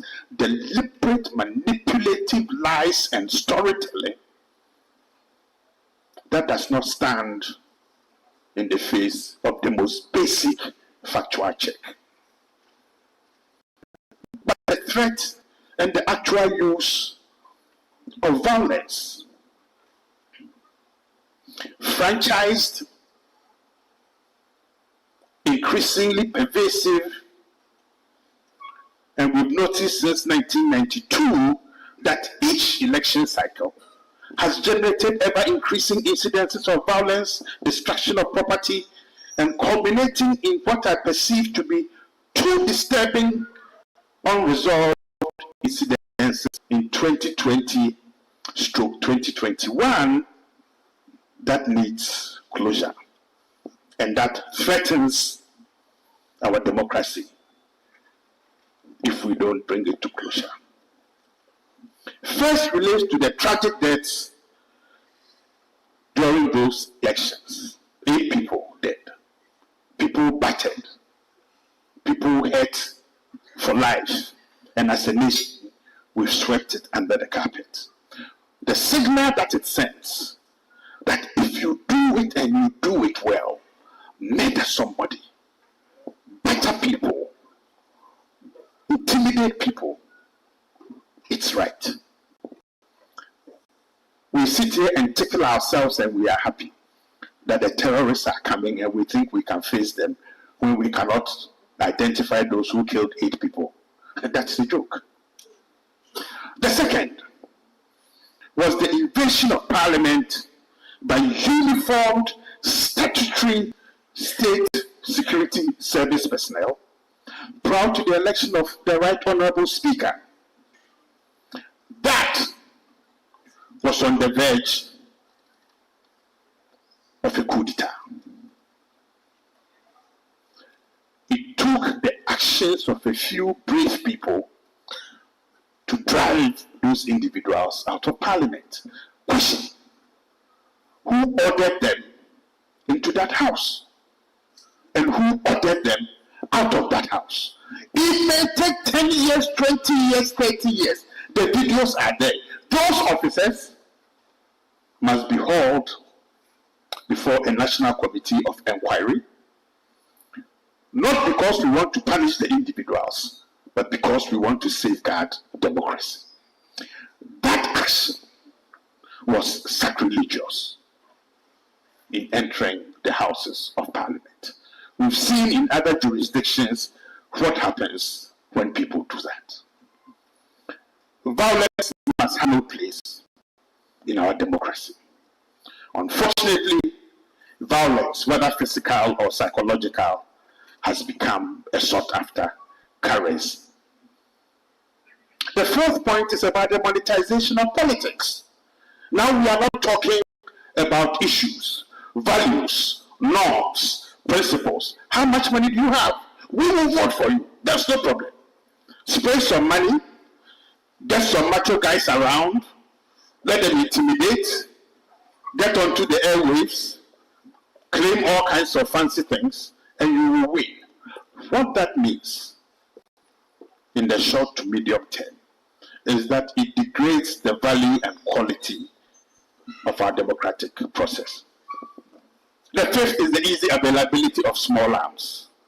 Sixth is the politics of hate speeches, of insult, of ridicule, and innuendos.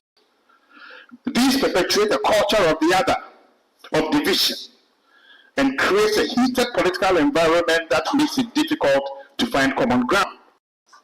Challenges lead to the politics of cynicism and reduced citizen engagement. But importantly also, the perception about politics as a channel for personal enrichment, translating it into a do or die affair. It must never reach that point. Unfortunately, we are on the tipping point.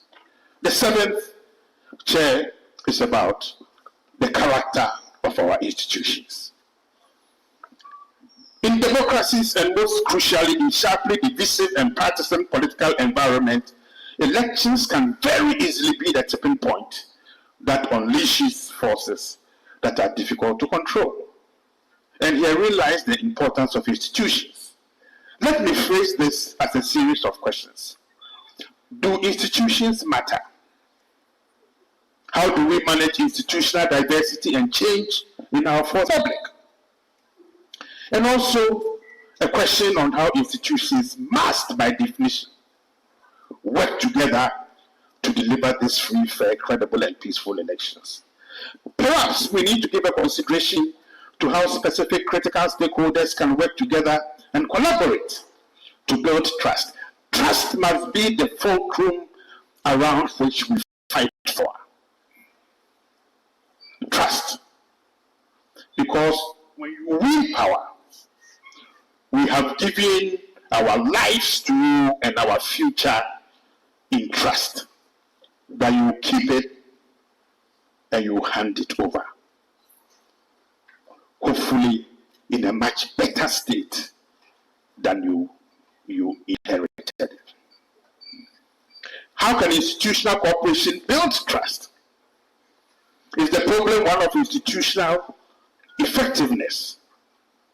How have institutions worked or not worked together? Simply put, institutions are important. Therefore, for the purpose this afternoon, I want to focus on two key stakeholders. I had mentioned the media, the judiciary, Electoral Commission, National Peace Council, our revered traditional leaders, and the law enforcement agencies. But for time, let me focus on the media and civil society. Chair, I'm focusing on these two because of the synergistic and symbiotic relationship among these institutions. We need to work together as stakeholders within the strictures and the rules and guidelines for delivering public services. At present, three of the most critical stakeholders, namely the judiciary, law enforcement, and the Electoral Commission, are facing a crisis of trust and credibility based on the 2023 results of the Democracy Project. The results of this project shows that in 1999, 63% of Ghanaians trusted the EC. In 2022, only 33% of Ghanaians trust the EC. And I dare say, if we were to do that test now, we will have less than 33%. That is minus 30 percentage points loss of trust. For the courts, in 1999, 58% of Ghanaians trusted the court. In 2022, only 36% of Ghanaians trust the court. For the Ghana Police Service, 49% in 1999 and 28% in 2022. Chair and Right Honorable Speaker, from the above, the Electoral Commission, the Judiciary, and the Ghana Police Service that leads the Electoral Security Task Force have lost public trust. That trust can only be restored by delivering on their roles that they are expected to play in society. It's become critical that the role and performance of the fourth realm of the estate, the media, has become even more critical. But even here, 2023 World Press Freedom Index relating to Ghana's performance concluded, quote, its press freedom landscape is problematic. In the 2024 report, Ghana's media performance was characterized, quote, as showing a remarkable improvement in several ways. However, the press freedom landscape is very problematic. Chair and Right Honorable Speaker, permit me to spend just a little bit of time on this. A free and independent media, I argue, is a critical foundation for democracy. They contribute to stimulating political debates and inform the citizenry. Equally importantly, the media is an imperative for credible elections as it fosters the free exchange of ideas and provides the information on the electoral process. With the upsurge in available media outlets in Ghana, unfortunately, mis- and disinformation campaigns have become the component of our electioneering campaign.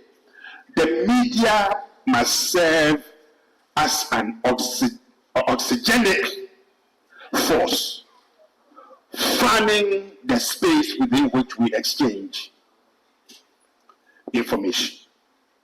Unfortunately, fact-checking has become a victim of the insane drive to make political capital irrespective of the consequences. The nature of our political discourses in 2024 points to the disturbing presence of this phenomenon. However, there is a need for us to understand this. Mr. Speaker and Chair, Misinformation is the inadvertent spread of false information, whilst disinformation is deliberate false information designed to mislead other people and is deliberately spread with the intent to confuse and also to undermine fact with fiction. But disinformation also can turn into misinformation when spread by all of us. The speed with which we get some information and without checking off, we send it. In the Ghanaian political space, misinformation is more than false news. In fact, there are multiple ways in which claims are made that seek deliberately to distort the reality and the complexity of the issues that we are facing as we get into the elections. So just a couple of examples. We put into the public space unproven statements, a claim for which there is no definitive proof, but it is put into the public space. Satire, a factual claim that is misunderstood to be true, but deliberate false information. But we also deliberately mislabel and misattribute. We will actually use an image, a statement that is labeled or attributed in ways to deliberately distort people's understanding. But we mislead, we overstate, we understate, and we conflate, in which we seek to distort people's understanding by mixing different types, cutting and pasting both facts and lies. Our political class is now expert at doing this. But we also fabricate. We impose content. But there's also the coordinated, inauthentic behavior in which we spread fake accounts and the manipulation of social media to create a false and misleading understanding, particularly relating to public attitudes. Chair and the Right Honorable Speaker, misinformation affects the generality of our people and the electorate, and it undermines trust in politics. It threatens public order, and in some instances creates disaffection, suspicion, and lays the foundation for violence. Misinformation, as we know, has become the center of election 2024. Institutions are lying, political parties are putting on spin, individual politicians are telling stories. So 5 examples of how this is reflected by politics, politicians, and during elections. 2 relates to gender. How gendered stereotypes are brought to the fore. And once more, I want to use the particular case of Vice Presidential candidate, Professor Nana Opoku Hajiman.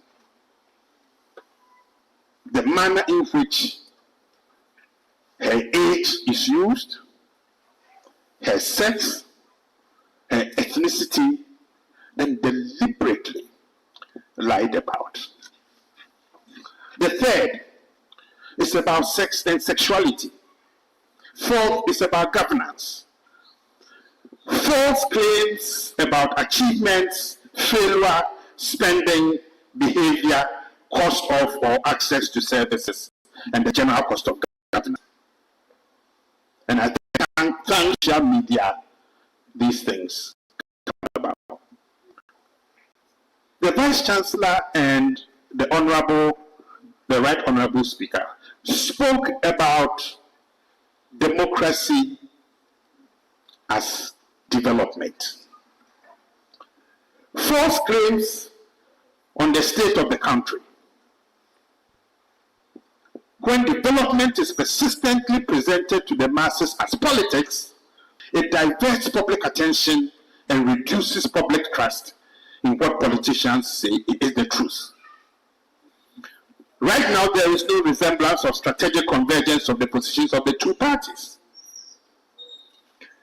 whether they exist in critical social sectors as roads, education, health, and energy.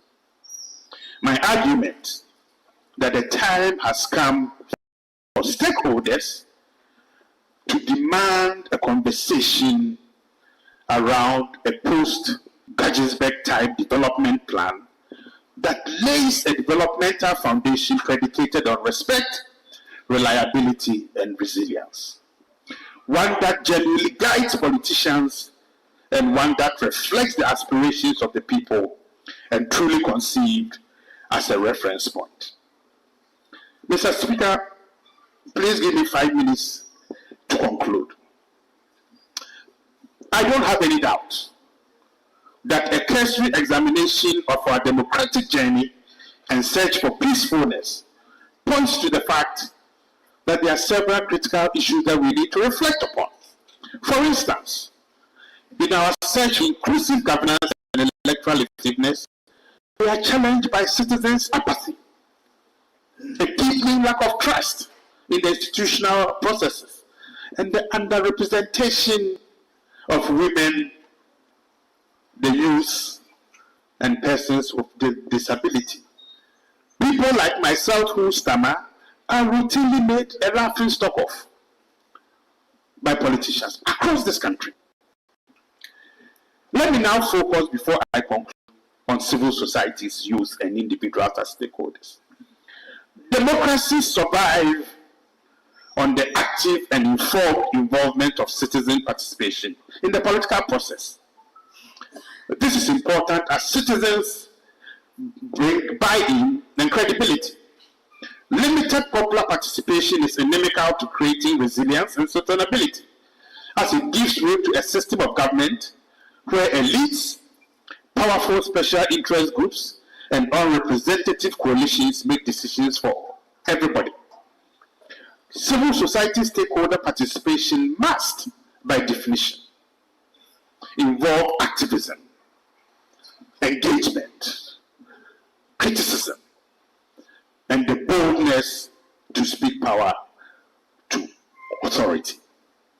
Participation, as I have mentioned, is important in our context as it refers to the involvement and cooperation of individuals and groups in decision-making processes. But it also includes both taking part in and having a say. Right now, that space for having a say is increasingly strengthened.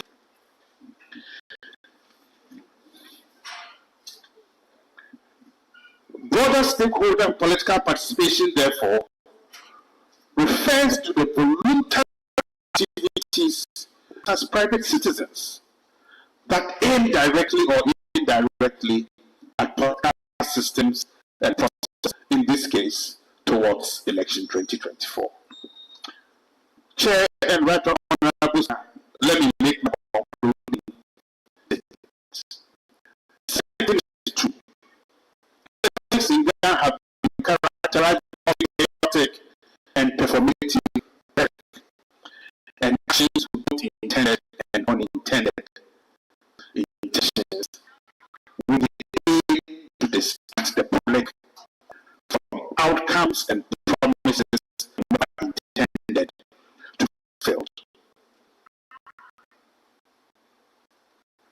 I encourage all of you to read the testos, and as they come around the constituency, choose the issue areas that you are concerned with, and you will notice most candidates have read the testo. Those who have read it don't understand it, and when you ask them this, there is one that they will remember on the activity in the manifesto, they will go there and read that part, like answer questions or not.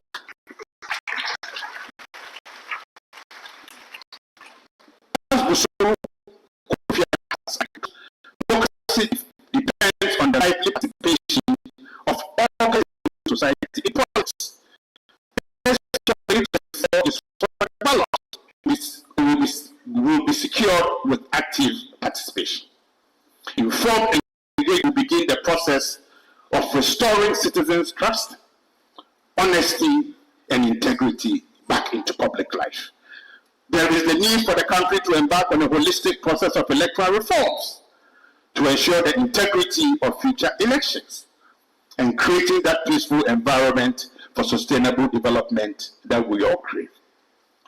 To attain this, I have 2 or 3 suggestions.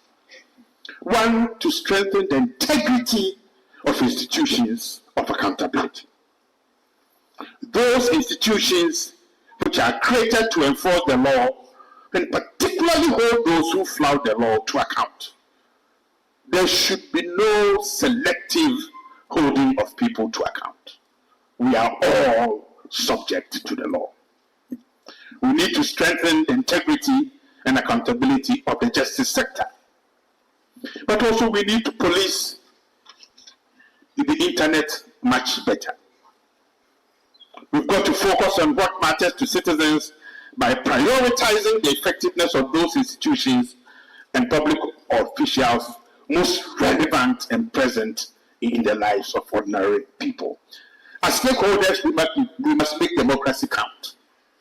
We must work together to limit our distance from democratic processes and become engaged without losing faith in mainstream political processes. We must ensure that as stakeholders, we do not become a disillusioned supermajority.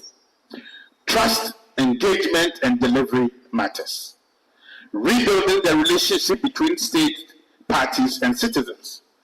We must be creative and move away from the crisis of imagination that we cannot do better now. We can and we must continue to engage this conflicted citizenry. This is our moment to rise above the chaos and divisiveness that have all too often characterized our political landscape. We must recognize that the future of Ghana rests not in the hands of the select few, but in the collective will and active engagement of all its citizens. In this endeavor, let us not be deterred by the challenges that lie ahead. Instead, let us embrace them as opportunities to forge a new era by prioritizing the needs and concerns of our fellow citizens.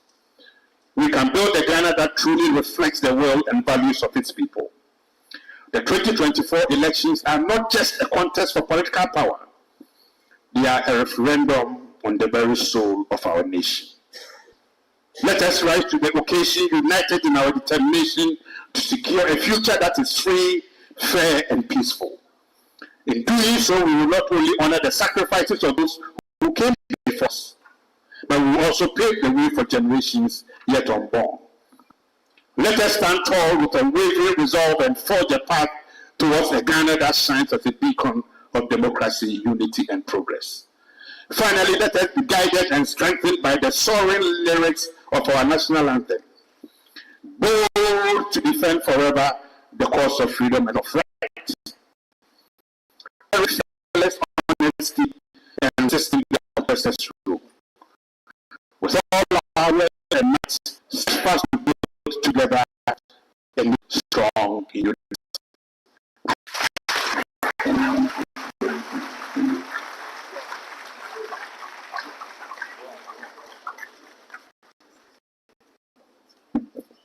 I think Prof deserves a loud round of applause.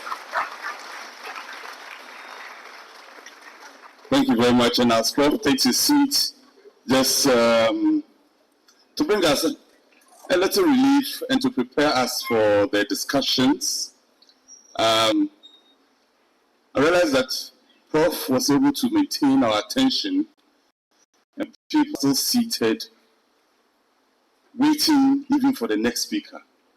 This is very, very rare on occasions such as this. Mr. Speaker, at a conference recently, the first speaker started speaking, and before he got to the middle of his speech, people started leaving the hall one after the other.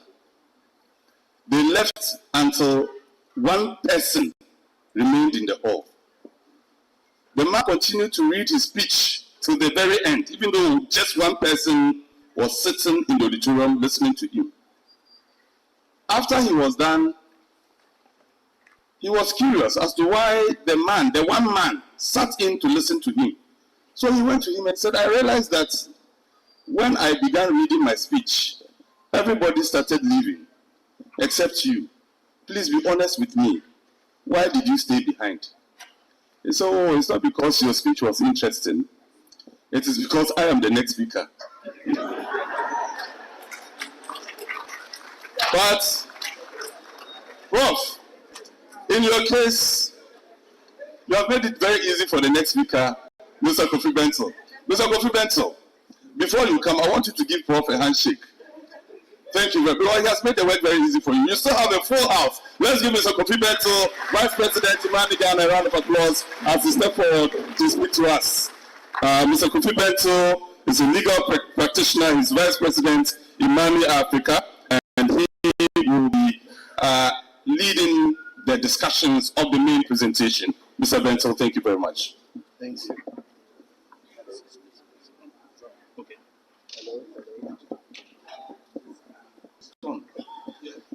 Honorable Chair,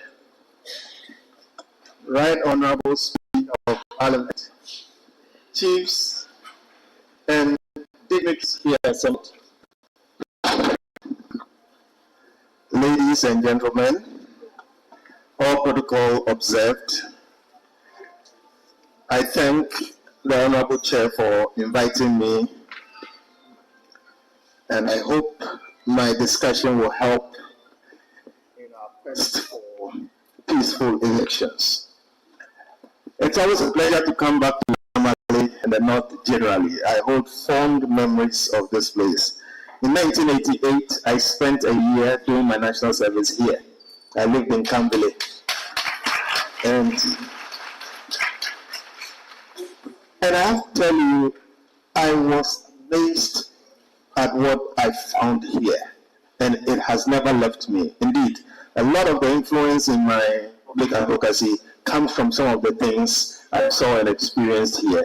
And I believe that if we get it right, this region will be the leading region in this country, and I'm not flattering you. Even now, nobody has flatter land, better land, so let me leave it there. But even now, on the subject we are discussing now, for the past 20 or so years, this region has supplied leaders for this country at the highest level.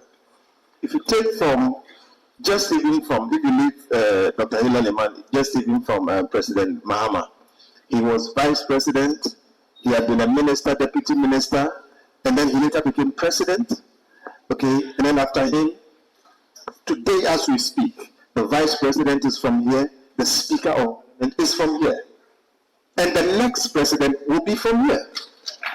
So, those of us who come from the central region and Accra, we can't claim that kind of pedigree. So, you are blessed, and we are thankful to you for all the good things that come out of this place. But it also brings you a certain responsibility. And the issue of working together, building trust for free, fair, credible, and peaceful elections has to be discussed here in TAMALE. Partly because the two gentlemen are from here, so it's reasonable to expect that the tensions here will be quite high. But then you have to show us how to handle it. Simply put, any chief, any eminent person from here should be able to see anyone who is in any kind of electoral trouble and say, I am from the place where the two competing gentlemen are from, and we haven't fought. What is your own? You should take that moral high ground and maintain the peace in this place, and make sure you speak to the rest of the nation and show them your example so that we can maintain the peace going forward. And that's why I think it's very useful that this the speaker brought this seminar lecture here. Indeed, one of the things I want to point out to us here is that it falls to us, heads of security agencies, chiefs, everybody, lead or leadership was thrust upon us, that we have to work to make sure that we continue to maintain the peace that the world is about this country. And I say that because part of our problem in Ghana is that we refuse to take our positions and to do what is really our work. So I'm starting by saying it falls to those of us in this room upon whom leadership has been thrust or who have sought leadership, whether in security service or everywhere, to lead and make sure that we have free, fair, credible, and peaceful elections this time. The truth is that we have let a lot slip in the past. And in this region, we have had unnecessary fights and strife, which has flown all the way down. It should stop, and it stops from here. Part of my job is to discuss what Prof just went through, and I pray that you all have the time to really go through it again and digest it. Some of the key points that he raised, which I want to also discuss, but my job here, or what I want to do here, Prof has told us what the problems are. I want to start the discussion of what the solutions must be. Some of the things that Prof talked to us about, he says we have a history of electoral disputes. One of the beautiful things about us Ghanaians is that we are absolutely optimistic and intentionally oblivious of our faults. Optimism is good. We believe everything will work out. But intentional obliviousness of our faults is what will kill us one day. And what I mean is this: we pretend we are the most peaceful people in the world. We pretend that there will be no problem and we're fine. Our propensity for violence, the fact that an average Ghanaian can kill a fellow Ghanaian simply because somebody pointed at him and said thief, it's not something we like to confront, but it happens. People beat other people they don't know and who haven't heard them. And we see all kinds of things erupt. I don't want to go into all the examples, but you know what I'm talking about. So, one of the things we tell ourselves is that we are so good. And it's not true. Prof said we have a history of electoral disputes. And to expand on that, today we are suffering incendiary language that in other places causes war. And it's coming from the highest place, but still we try to pretend everything is going to work out. We presume that there will be peace because somehow we manage to escape consistently the worst forms of trouble. Even though we go all the way to the brink, something pulls us back. But for how long will we continue to escape the consequence of our own actions? So presuming peace is dangerous. It falls to us leaders not to fall into that trap, but actually engineer peace. In this, we have had fights over elections. We have had death, people killed over elections. We have gone to court more than once over elections. But we still assume that it's all going to just work out. And I'm the most optimistic person in this room. I've had a chance to live everywhere, and I've chosen to live here. I am sold into this country, and nothing can change it. And I believe it's going to work out. But I also have the duty, the job of seeing some of the things that ordinarily you wouldn't see unless you are doing the analysis. And I tell you, something is keeping this country together. It is not us. Whoever you believe in, thank him. Because our actions don't merit the kind of peace we have. The things we do and do not do, the failures of our leaders at every level, do not merit the kind of peace we have. People did less and suffered more. Rwanda didn't have some of the problems that we have had. They just made a few mistakes and boom, boom. And you can look everywhere. The things that started the wars in Sierra Leone and Liberia, we have seen them here in multiples. We didn't have problems. So we need to appreciate the greatness of our luck and make sure it doesn't run out. Prof mentioned is that we have a flawed democracy. He is not lying. We have this democracy brand which is hailed around the world, but those of us who live in it know that the brand is brighter than the product. And so we need to be clear about the fact that our democracy is far from perfect or safe. And the speaker once said that after a number of handing overs, peaceful transitions, you should be able to say your democracy has matured. But in Ghana, we've had a couple of handing overs, but we can't claim our democracy is matured, which is why it is a flawed democracy. Unfortunately, Prof just read some statistics. What they simply mean is that our peace credentials are slipping. They are going down. Our trust in institutions going down. And we leaders must not pretend these things are not happening. We must look at them and figure out solutions to these problems.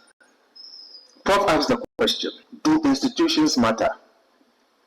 Of course, the answer is yes. But here's the problem.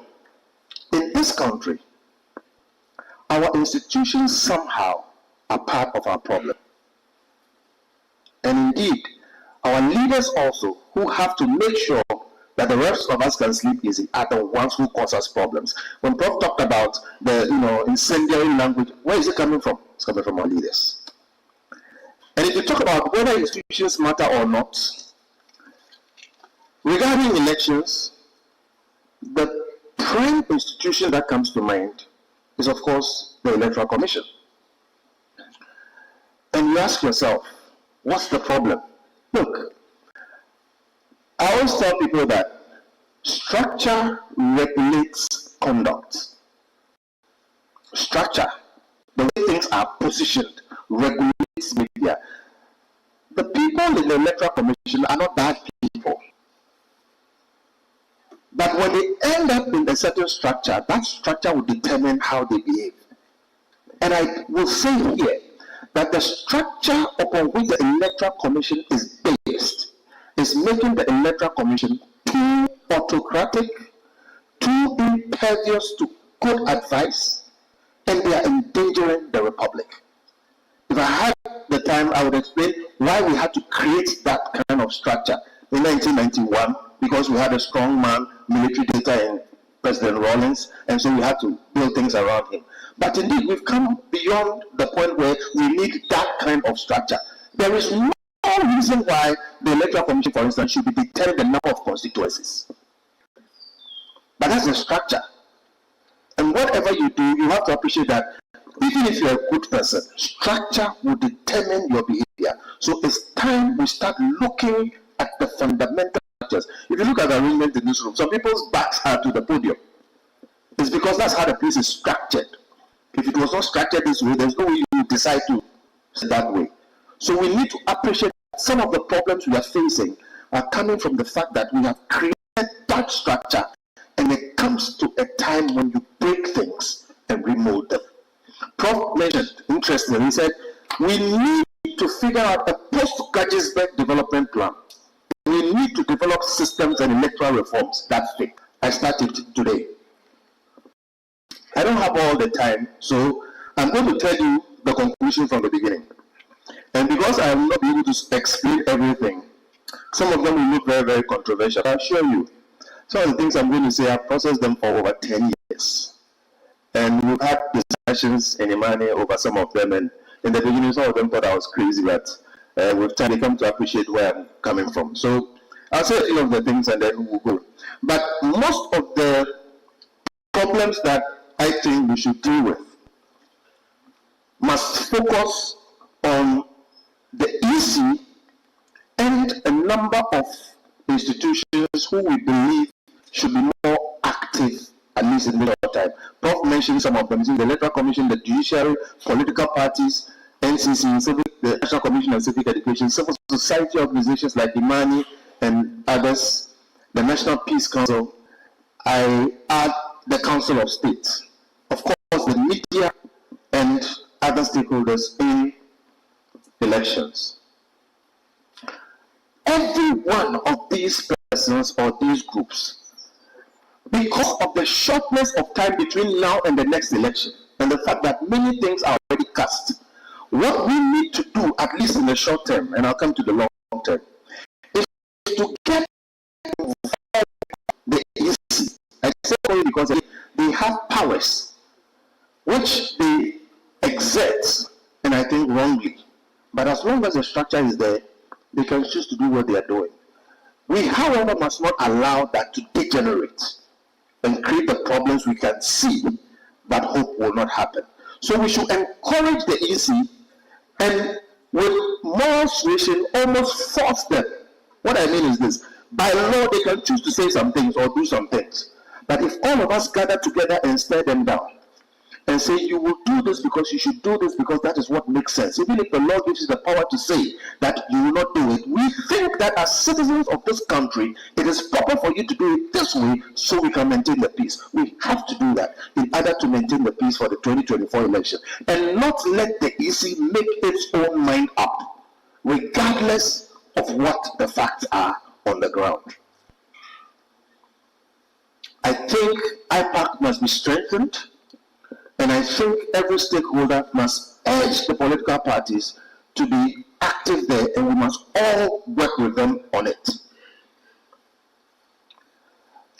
I'm not bashing the EC. We are proud of our EC. But like the statistics Prof read show, the trust, the confidence we have in our EC is slipping. We will be remiss to think it is not and proceed as if everything was fine. Like I said, it has become too autocratic, it has become too opaque, it has become impervious to reason and unaccountable. My own institution in Mani did significant research when the EC was claiming that all the equipment were obsolete and they were going to purchase new ones. And documents they had filed with the Auditor General, with Parliament, etc., showed that over the years from 2011 to 2019, they have been buying things. So they use a kit. There are a number of things in 4, 5, or 6 different things. And over the period, they have been buying them millions of dollars worth of equipment. Then all of a sudden, one day, they get up and say, oh, all of that is obsolete. And then we have to find over $100 million to give them to go and buy a whole new kit. I am quite assured in the kind of research that we did to show that indeed the state of the equipment of the EC was not what they said it was. But however, who are we? They proceeded, they spent over $100 million supposedly buying new equipment to do certain things. And I don't want to go too much into that, but if we have time, I'll explain to you the details of how we arrived at what we arrived at and why we are sure that they didn't do what they said they would do. The question is, how do you deal with an institution which has the power to do that? That is why I'm saying all of us should come together. The problem is this: if that continues, you don't know where it will end. Recently, they said they will not use indelible ink. Why? Because the IT systems are capable of flashing out double vote. It is theoretically true. But in a country like Ghana, and in a situation where IT systems do not always work, it is not very good to tell everybody, I will do it this way whether you like it or not. It took quite some persuasion before they got back to agree that they will use the indelible ink. When it comes to elections, you must do it well and show everybody you've done it well. It is not good enough to just do it well. You must prove to everybody that it has been transparently done well. That's how we get peace. I can go on about the EC, but I think you get the message. We all need to work hard to make sure the EC is doing things that bring us the peace and the kind of electoral outcomes that we are looking for. Like I said, I don't have the time to discuss everything, but I'm going to tell you what I believe must be done. Because like I said, the structures we have created the kind of problems which is leading us to the fears that we have. And these are some of the things I believe we should do to change those structures. 1, we need to review the Constitution to change political party financing in Ghana. The root of most of the corruption in Ghana is political party financing. And political party financing is one of the things that dumps heat into our elections. With time, I'll explain that. We also need to review the Constitution and make sure we do a lot of parliamentary reforms, parliamentary election reforms, and even reforms on how Parliament conducts itself. For instance, I do not think it is the best arrangement for you to elect people to go and make laws in English, which the making of laws requires some knowledge about history, some philosophy, some broad knowledge about where things have been, why they are the way they are, and these things are written in English. You can't send 275 people to go and make laws in English when they can't read or write English. It is not a requirement that you be proficient in the English language to become a parliamentarian. That is our law. I think that is anomalous. The reason for Parliament, for instance, is separation of powers, so that there will be a check on the executive. If a major reason for the body is to be a check on the executive, then it is anomalous for you to pick members of the executive from the same body that has to check the executive. And today we are suffering the consequence thereof. So we need to change some of those things. We need to have serious local election reforms, and I'm talking about electing DCEs and MCEs. A lot of pressure is put on parliamentarians because people elect them, and the one you elect, you demand performance from. DCEs, who are the direct agents of development, are not elected, so they don't feel beholden to the people. We need to change that. That argument has been made and is done. Another thing we need to change is this whole concept of universal adult suffrage. And this is controversial, but like I said, I've been thinking through this for a long time. Universal adult suffrage is one man, one vote.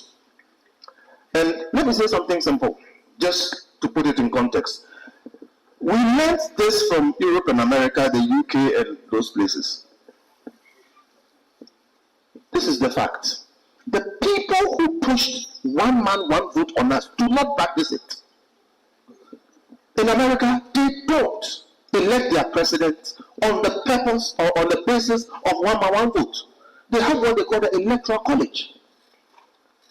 In the past 10 years, I think 20 years, about 3 or so people have won the popular vote in the US, but they didn't become president.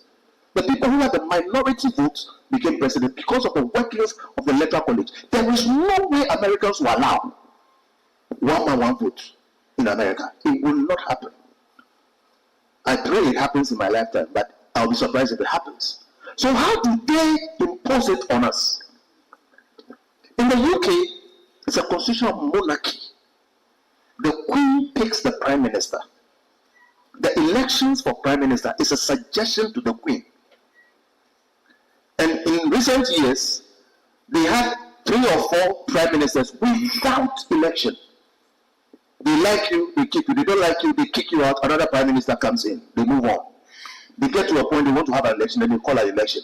Within 1 month, they have an election. They are gone. They don't use one man, one vote to pick who is the Prime Minister. But they have pushed it on us. If you go to Europe, and I studied that specifically, they use the coalition system. All the dictators, Mussolini, Hitler, they never won an election. In Europe, if you have the election, all you need to do is you find a number of parties. So if some party has 20%, another has 10%, another has 10%, another has 5%, you just put them together, and if you can get a number of parties to come up to 50%, you form the government. Recently in France, they had 2 or so elections in about 2 months. When you see the note, it means I should go. They had quick elections, and then they moved on, they are going. The point I'm trying to make is that these people take the concept of democracy and they tweak it to suit themselves, to suit their own history, to suit what works best for them. And I think we must do the same. Don't say it's difficult. War is worse. Don't say it's hard. If we break this nation, we'll have a harder work to do to fix it. We've run a constitution for 30 years. That constitution has succeeded in its core duty. It was crafted to deliver to this country political stability. We have not had any constitution since independence that has given us political stability. So our focus was on political stability. I remember the arguments in those days. There were groups that said we should reject it because of transitional provisions, and I remember how we said, let us vote and keep this constitution so that it will give us political stability. And then when it gives us political stability, we can move on to tweak it to deliver the development we want. 30 years is enough. It's time we stop talking about political stability and now go and review the constitution, fix the institutions that we need to fix, rethink some of the concepts that we have operated by, which we have not sufficiently dealt with, and make sure that we put our country on a stable footing. In conclusion, let me explain some of the consequences of what we are doing. If you take just political party financing alone, you have a situation where there are party financiers, and when they finance the party and the party comes into power, everything they want you have to give them.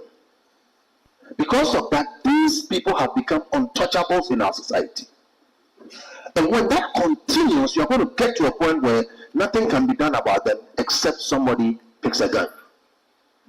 We have in our constitution Article 71, which effectively removes the leaders of this country from our common predicaments. Much as I don't envy those in power because they do the work, I think it is not right that you remove yourself from the common predicament of the people you are leading. Recently, when there were suggestions that the parliamentarians should be exempted from road traffic regulations, you saw the outcry. That is the kind of outcry that Article 71 breeds. If anybody, God forbid, overthrows this constitution, Article 71 will be one of the first things he will list as the reason for doing what he has done. So indeed, we need to go back and break this mold, not because the constitution has not delivered. It has delivered. But this constitution is what we call Okonfobon. Okonfobon's job is not to heal. Okonfo is a native doctor. What's Okonfobon? What's like your info? My family people, they say, if a bad fetish priest manages to sit by the sick person and the sick person does not die, for the good one to come and heal the person, you don't insult the bad fetish priest. Our constitution is Okonfobon. It was supposed to hold the country so that we will get the breathing room to devise for ourselves a constitution that would deliver the democracy we want. It is time. The last problem we have in this country is what Captain Budukumson, who is one of our board members, he says, Ghana is blessed with the preponderance of cowards. And that's the last problem we have. We have leaders who refuse to take their place. And board leadership is so lacking that you find people in an office where they have to do things and change things, but they refuse to. And indeed, it is just a pleasant surprise that I am here invited by the Speaker, Abambagwe. Because indeed, for me, he is an example of bold leadership and the type that we want and he deserves. And I'm not saying this to flatter him. He didn't know, but my friends know. The reason why he is my favorite speaker is that we all see him working. You notice that, like he said, he is not the candidate of any president. And so he does what he has to do. In fact, on his first day, you saw his dressing. He came dressed as a chief. And people were like, hey. That is when I started watching him. Listen, the dress code, the ordinary dress code of the robe that all the speakers have worn is based on a foreign concept which does not have any resonance in our culture. It is fine. But when I saw Speaker Babin come dressed as a chief. I said, yes, because that has resonance in our culture and is relevant. A chief is a kind of a speaker. He sits, look at them here, the people are around them, and sometimes they discuss things and he moderates. That's what the speaker does. So when I saw him make up his mind, change the status quo, and is prepared to defend it, I said, this is a man to look at. And I've been watching him since. Speaker Babin, even though his seat was fought for, does not feel beholden to the people who fought for him. He does the right thing and doesn't care whose ox is God, and he will defend himself. I have watched him constantly. You all see him work, so I don't have to convince you about this. My point is this: there's nothing in Ghana that has to be managed.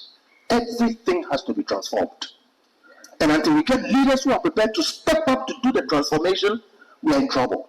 Which is why I commend Speaker Babin. I pray that we all learn that whoever we are, wherever we are, we need to do what we can to transform the status quo we have met. Because as you have heard today, we are slipping into a situation we don't want. As Ghanaians, we are optimistic and pray and hope that nothing will happen. It is not wise to assume that the sun will not rise tomorrow. We need to do what we need to do to ensure that we will have peaceful, credible elections in 2024 going forward. Thank you. Wow. Wow. Thank you very much, Mr. Kofi Bento. I think the applause needs to be louder. Wow. Mr. Bento makes a case, a very strong case at that, for the review of the 1992 Constitution. And among the many things he spoke about, one thing that struck me is when he suggests that many of the problems we face, especially regarding the financing of political parties and so on, our problems are self-inflicted. And because they are self-inflicted, the solutions cannot be found outside of ourselves, but the solutions to our problems can be found right within ourselves. But as I was listening to him, I couldn't also help but be reminded, Mr. Bento, I have a friend who got broke. It was around the 18th of the month, and he's a civil servant. And so every time, around the 18th of the month, he becomes an entrepreneur, but he sells things to people. So he comes to me because he's broke and says, previous month, he had come to sell an exercise book. So I've given my children exercise books. He said, yes, but how much? I said, so I gave him 10 to sell. If I didn't need exercise book. This month, he says, please buy my cat. But I in fact, don't eat cats. So I don't need your cat. He says, no, but if you buy the cat, it can prevent rats from coming to your house. I said, look, I have rats in my house. I said, no, but you buy the cat, tomorrow I'll bring rats to your house. But we need to, let's do another round of applause. So I have all the speaking and all the speakers far, including right honorable Professor Amy and of course Seminal, at some point made strong references to the electoral commission. Fortunately, with us, the Deputy Commissioner of the Electoral, Mr. Seminal, let's give him a round of applause to respond to some of the issues. Mr. Tini.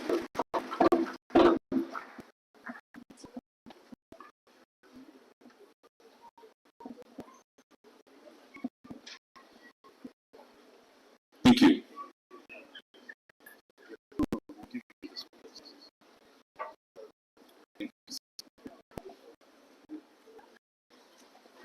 The chairman for the occasion, Most Reverend Philip Name, the Right Honorable Alan Swana Kingsford Babi, standing by all follow existing protocols. Let me, on behalf of the chairperson of the Electoral Commission, say that we are very, very grateful to be part of the speaker's seminar lecture. We've been working together, building trust for free, fair, credible, and peaceful elections with the role of stakeholders. First and foremost, let me assure the good people of Ghana that the EC will conduct the 2024 general elections in an atmosphere which will lead to a declaration of results that will reflect, and let me say, that will reflect the sovereign will of the people. The EC since 1992, 96, 2000, 2004, 2008, 2012, 2016 and 2020 has delivered free, fair, incredible elections, and the 2024 election will not be an exception. Mr. Speaker, let me first of all state that the supplemental mid-nation of the biometric verification kits, which the Commission auctioned. Let me state that the BVR kits had reached its end of life. They were procured in 2011-2012. It did not have facial recognition, and all of you can bear with us that as managers of the election, if there is something wrong, it is the EC which will be blamed, like what people are doing. EC this, EC that. And for that matter, the EC will not rely on its urgent work to do what is right. The equipment had actually reached their end of life, and the Commission had on several occasions, there was this platform which was given to the electoral services. The issue had to be settled through a survey board, and it was auctioned. The BVR kits were auctioned through the appropriate courses. So I think we have to let this be put to rest. Let me get to the main issue, which is the working together, building trust for free, fair, credible, and peaceful elections. And the Electoral Commission, the body which is mandated by law to conduct and supervise elections in the country, we can all know that has a responsibility to ensure credibility in the conduct of the electoral activities. The implementation of its mandate, we all know, should be in a way that does not compromise the peace and stability of the country. So, though the EC implements its activities through its staffs at various levels, it also has a duty to have a healthy working relationship with its key stakeholders to ensure peace and credibility. And these stakeholders, if managed well, normally do garner support for the Commission's policies, plans, and programs. We all know that the election process can contribute to peace, but it can also provide entry points for violence and conflicts. And one cannot overemphasize the need for the EC to follow key procedures and principles to build trust in the people, as well as guarantee free, fair, credible, and peaceful elections. So the question is, how does the Electoral Commission work together with stakeholders as well as build trust for free, fair, credible, and peaceful elections. The EC does not work in a vacuum. The EC is law compliant, and for that matter, the constitutional and legal dispositions are the basis for the work of the Electoral Commission. The EC's actions are mandated and regulated by law. Institutions that matter, and as well as the structure. Yes. All the activities of the EC are regulated by law. Apart from the acts of parliament, and then the law gives the right to come out with constitutional instruments to decide the one and the CI 127, which governs our restrictions and the conduct of the elections.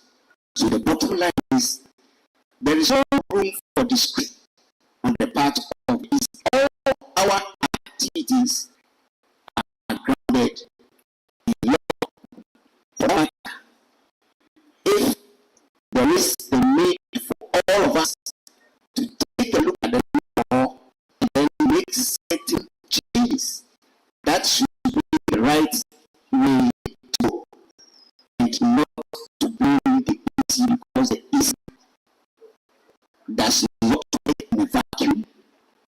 All its work mandated by law. Even guys, when the EC drafts the CI, goes to the AG's drafting section, it goes to the Secretary Legislation Committee of Parliament before it approves. It is the work of all of us, the parliamentarians of the people, and these are the people who to work. The EC in building trust for a peaceful, credible, and transparent elections must be seen to be trusted. And transparency in election administration is critical and essential for confidence building in the electoral process, paving the way for acceptance of election results, as well as giving legitimacy to the winner in the political contest. So, as an election management body, we ensure that transparency permeates the entire electoral process by displaying openness and uniformity in all our activities and dealings with political parties, the candidates, the voters, and all stakeholders. If you take a look at the processes of the EC from demarcation, registration, exhibition, receipt of nominations, the conduct of the elections, and declaration of the results both at the parliamentary and then the presidential levels, you find out that there is enormous transparency built in the processes where we have agents of candidates or political parties monitoring all activities of the EC, and even recently to the extent that with the transfer of votes, though it was not within the law, the commission even allowed the parties to send their agents to observe the transfer until such a time that the agents started abusing that opportunity given to them. And the EC decided to withdraw that opportunity, but later we had to let them do it. So the EC activities are all done in a transparent manner, and this is what I have explained and noted all the processes. If you look at printing of ballots, we have the agents, we have the security, we have The security agency is also there to observe the painting. Even at times, they can also use their seals and all that to add to that of the EC. The EC also, in order to build trust and then confidence in the process leading to free, fair elections, we must be seen to be very fair, and ensuring fair competition among political parties and candidates is another attribute of a credible election. The electoral process are classified as free and fair when all eligible persons and all key stakeholders are made a part of the decision to enable them freely participate. For instance, the EC has the ACK, and then the back, and then the rest, meeting room where they meet with political parties, discuss issues, where issues are very good.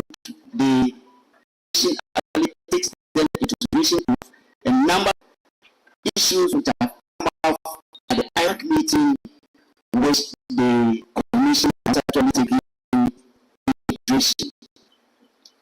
We also are, as part of doing our work, must have a high level of integrity, and maintaining electoral integrity is a key factor to managing stakeholders.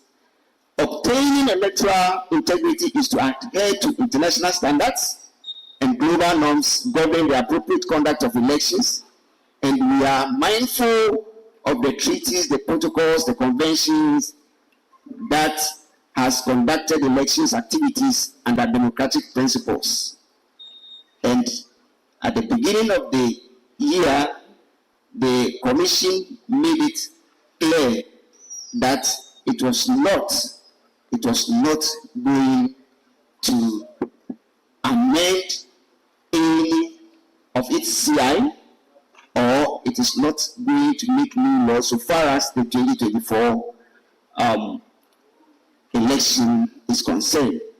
And we all attest to the fact that there was this issue of the change in date, which was discussed in IPAC, and there was the consensus that it should be effected in 2028 instead of 2024.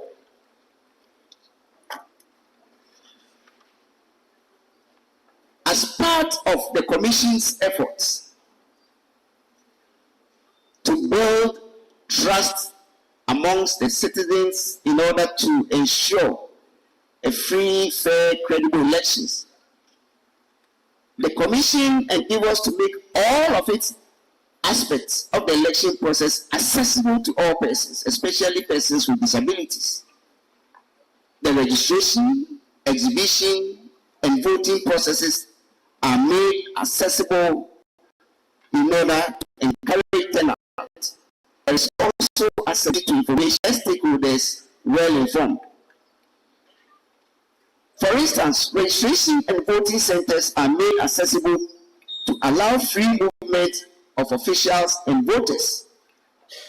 And we also have vulnerable people like the sick, the aged, disabilities, and pregnant women, all able to access the electoral activities at the various centers without having to go through challenges like nailing their way, just crossing gutters and all that. This is paramount to the EC, and all these processes are made accessible to the voters as well as its stakeholders. We are also bound to be professional. Problems can arise at every stage of the electoral process, from the development of unfavorable electoral laws, lack of level playing field, counting flaws, partiality, and others. In all this, the Electoral Commission exhibits in all sense of the word professionalism, respect for principles and electoral democracy, impartiality, accuracy, transparency, and then maintaining a level playing field in order to satisfy all stakeholders throughout the electoral process. All citizens are given equal voting rights with the guarantee of the secrecy of ballots. Another important characteristic is responsiveness. And in this era of misinformation and disinformation, that's fake news and all that, the EC is responsive to issues coming from stakeholders and field officers. There is quick response to clear the air of any suspicion on the part of the EC and any other issue that is likely to trigger election violence. So we come out with our press releases, we use postcards, we have information on our website, we have radio and TV engagements, and we also use social media handles like Facebook, Instagram, and X to deal with this fake news. We must also be independent in order to do our work.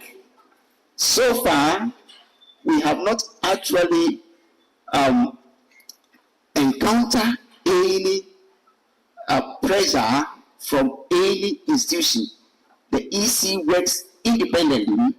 However, we know that our actions can be overturned by the judiciary. This is a check on the issue. The issue is, although we seem to be independent so far as the performance of our work is concerned, we are not totally independent process and we reviewed judiciary. And that is one thing that we have to draw the attention of all citizens, that in as much as we work within the law, even if we fell foul of the law, we have the judiciary to review our actions. And so for this matter, the EC, we cannot say that's completely independent. We have other things on them. The EC is also expected to engage the media and then undertake public and voter education. And this is one aspect of our process that we've been doing. We know the importance of the media, the importance of other stakeholders so far as carrying out the work of the EC is concerned and educating the citizens, especially the voters, on the electoral process and activities. And we rely very heavily on the media for the dissemination of these activities. With respect to our stakeholders, the EC believes in stakeholder engagements to bring everyone on board for inclusivity in all electoral activities. Our stakeholders are institutions which have interest in the activities of the Electoral Commission. And their actions can impact positively on the work of the EC or negatively on the work of the EC. And for that matter, we engage our stakeholders and collaborate with them to make sure that whatever they do helps the EC rather than impacting negatively on the work of the Electoral Commission.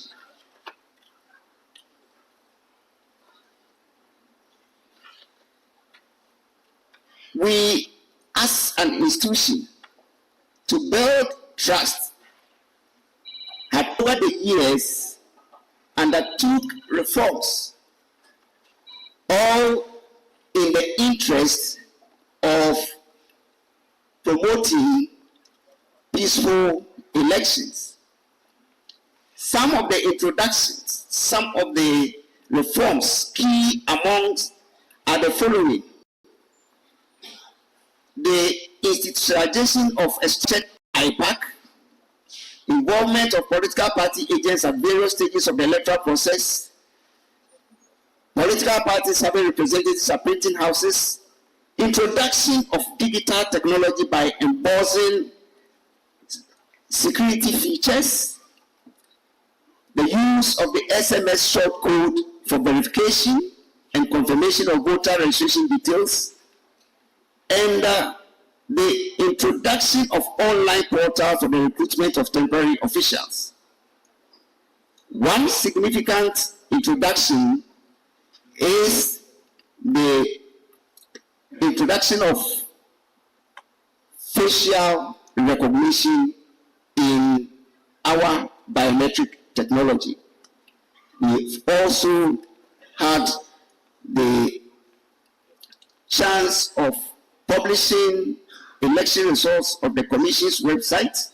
We've also had a look at the structure of the ballots, and we are seriously looking at the collation centers for this year's election. We have actually received some recommendations from other institutions, organizations on improving the activities at the collation center. What I will say at this juncture is that we don't have enough time, but it seems I have a lot. All what we can say is that the EC cannot work alone. We will actually rely on our stakeholders. The citizens have a role to play. The political parties have a role to play. The media has a role to play. The judiciary has a role to play. And the security services also have a role to play. On this note, what I will say is that most of the EC are open, and we are willing to meet with all stakeholders, including institutions, NGOs, etc., for useful recommendations, all geared towards the improvement of the electoral process. We as a body must work together so that all of us will have a very peaceful election come 7th December 2024. Thank you.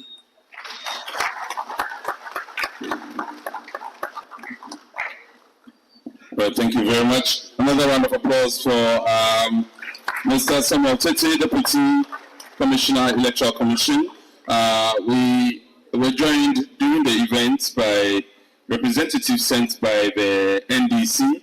The NDC's regional executives are here. Just give us a wave. We are very, very good. You can round of applause. As we speak, we also we are streaming live on Facebook, and currently, as we speak, 3,000 viewers are engaged outside of this. I think the message going out. 3,000 viewers as we speak. Thanks so much, technical for making this possible. We're also live on UDS here, and of course, I did mention we are also live on Radio Savannah right here in Tamale, and on the Parliament YouTube, and on Radio Gold in Accra. Thank you so much, all our media partners, for coming out. Now, at this point, we want to hear from you, but time is fast spent, and therefore we want to make it very, very snappy. Please, if you have a question, go straight to the point. Do not give us winding preambles. If it is a statement, a comment, just go straight to the point. Peter, hang on. First, we have our revered chiefs with us. If they do not want to, then we can then give the opportunity to others. And so, All right, so maybe we'll come to our chiefs. So now you will go around with the... Yes, so we'll do it in blocks. So we choose one. So there's a hand here. Yes. Please go straight to the point. We want to save time, sir. Thank you. Mr. Chairman, the Right Speaker of Parliament, Honorable Speaker of Parliament. My question is going to bother us about the Electoral Commission.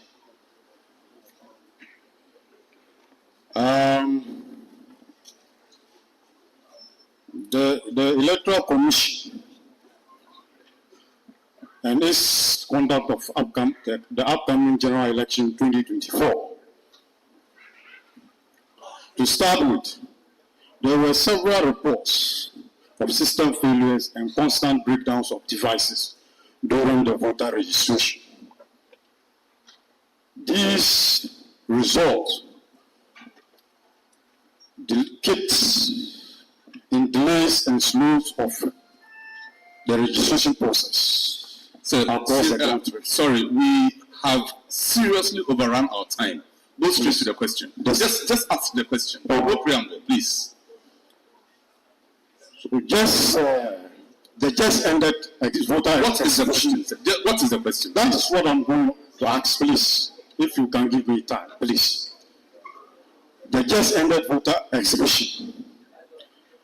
There will be reports that several transfers of voters were made without the consent of those voters. Okay. Over 500 plus voters. Right.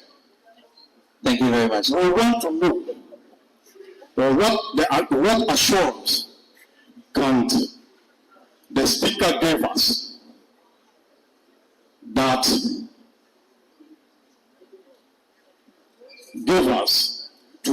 So we understand your question is voters transfers. There were transfer of votes without people's permission. To quench our votes. Thank you. Your point is regarding the preparedness of the Electoral Commission. Your question is well. We'll paraphrase it for you. Thank you. Yes, Peter, who is next? Very quickly, sir. Thank you very much. I'm just going straight to the question. My question has to do with the actions and utterances of the executive arm of government. Recently, a minister of state who has a background in security matters categorically stated that the government will not hand over power no matter what the result is. Most worrying is the fact that the president himself, who is the #1 gentleman of the country, indicated that he will not hand over power to a particular candidate if he wins. What assurance can Mr. Speaker give us in this regard? Thank you. Yeah. All right. Utterances on the part of leaders of political parties. Yes, very quickly. So we're moving to this side now. Honorable A.B.A. Fuseni. Yeah, thank you very much. I want to crave your indulgence a bit because you see, when it has to take a goat to back and drive away the intruder, it's the shame of the dog.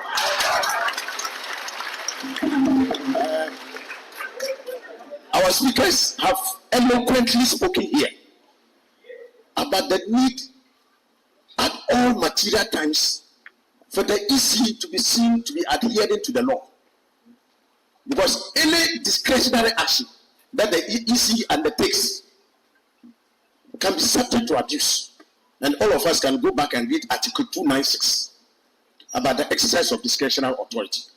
And that was evident in spite of the mountain of evidence from outside that we tried to caution the Electoral Commission. I have been in Parliament together with my colleagues in Parliament, and when the EC sought to use this on the indelible ink, we cautioned them that CI 127 in sections of it made it abundantly clear that it was not a discretionary matter before the EC. But the EC insisted on carrying out, and said discretionary matters have happened where we have cautioned the EC and they are refused, including the issue of the theft of biometric devices. When at a press conference, as the spokesperson for the NDC, we organized a press conference and brought this thing to the attention of the EC to undertake to discover that the EC flatly denied that there was no such theft of biometric material. As we persisted in the end, they had to eat humble pie and come back and accept that yes, they have also discovered that some biometric equipment had been stolen. And the same thing in the last, that's where my question is coming now. I thank you for your exercise of discretion. In the last exhibition, we have discovered closer to over 50,000 names of ghost names in the register as a result of those who are dead and some who did not willingly consent, like the person you are trying to ask. You go to a police station, you have not asked that your name should be transferred, and your name is transferred to another constituency altogether. And this has been brought to the attention of the Electoral Commission to rectify. And I had heard an official of the Electoral Commission say that there was no problem whatsoever with the exercise, and that everything is on course and everything is fine with us.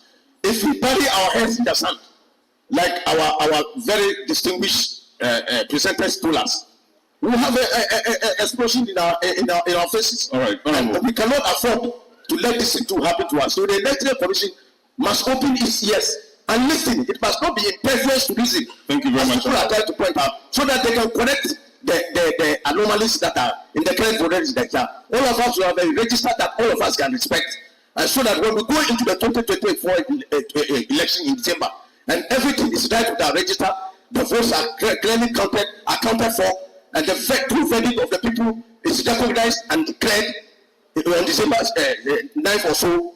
I think that this country will have the peace that we need. Thank you very much. So we allowed Honorable the latitude because of the proverb, and so if you don't have proverbs, don't go beyond 1 minute. Please. Okay, thank you. I am Abdul Hamid Yushab, Deputy Speaker, Northern Regional Youth. My question goes to the Electoral Commission. My question is, why were citizens taxed when we use the verification code on our mobile money to check the details of our IDs? Why were we taxed 50 pesos, I think? Thank you. Tax for verification? Okay. Okay.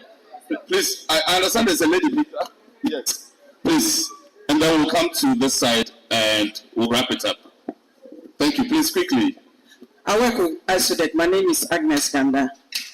My question goes to the security forces. I am very convinced that they do not work according to the laws and regulations. Because most of the time, and particularly during elections and at the police stations, when there is violence and there is even killing, they say we receive orders. Even when they arrest people and they release them, I want to know who gives the orders from above that they release criminals and people who kill us during elections and during other violence. Thank you. All right, thank you very much. No, so okay, but we need to move here, please. Thank you. My name is Omar Arumia. My question goes to the EC.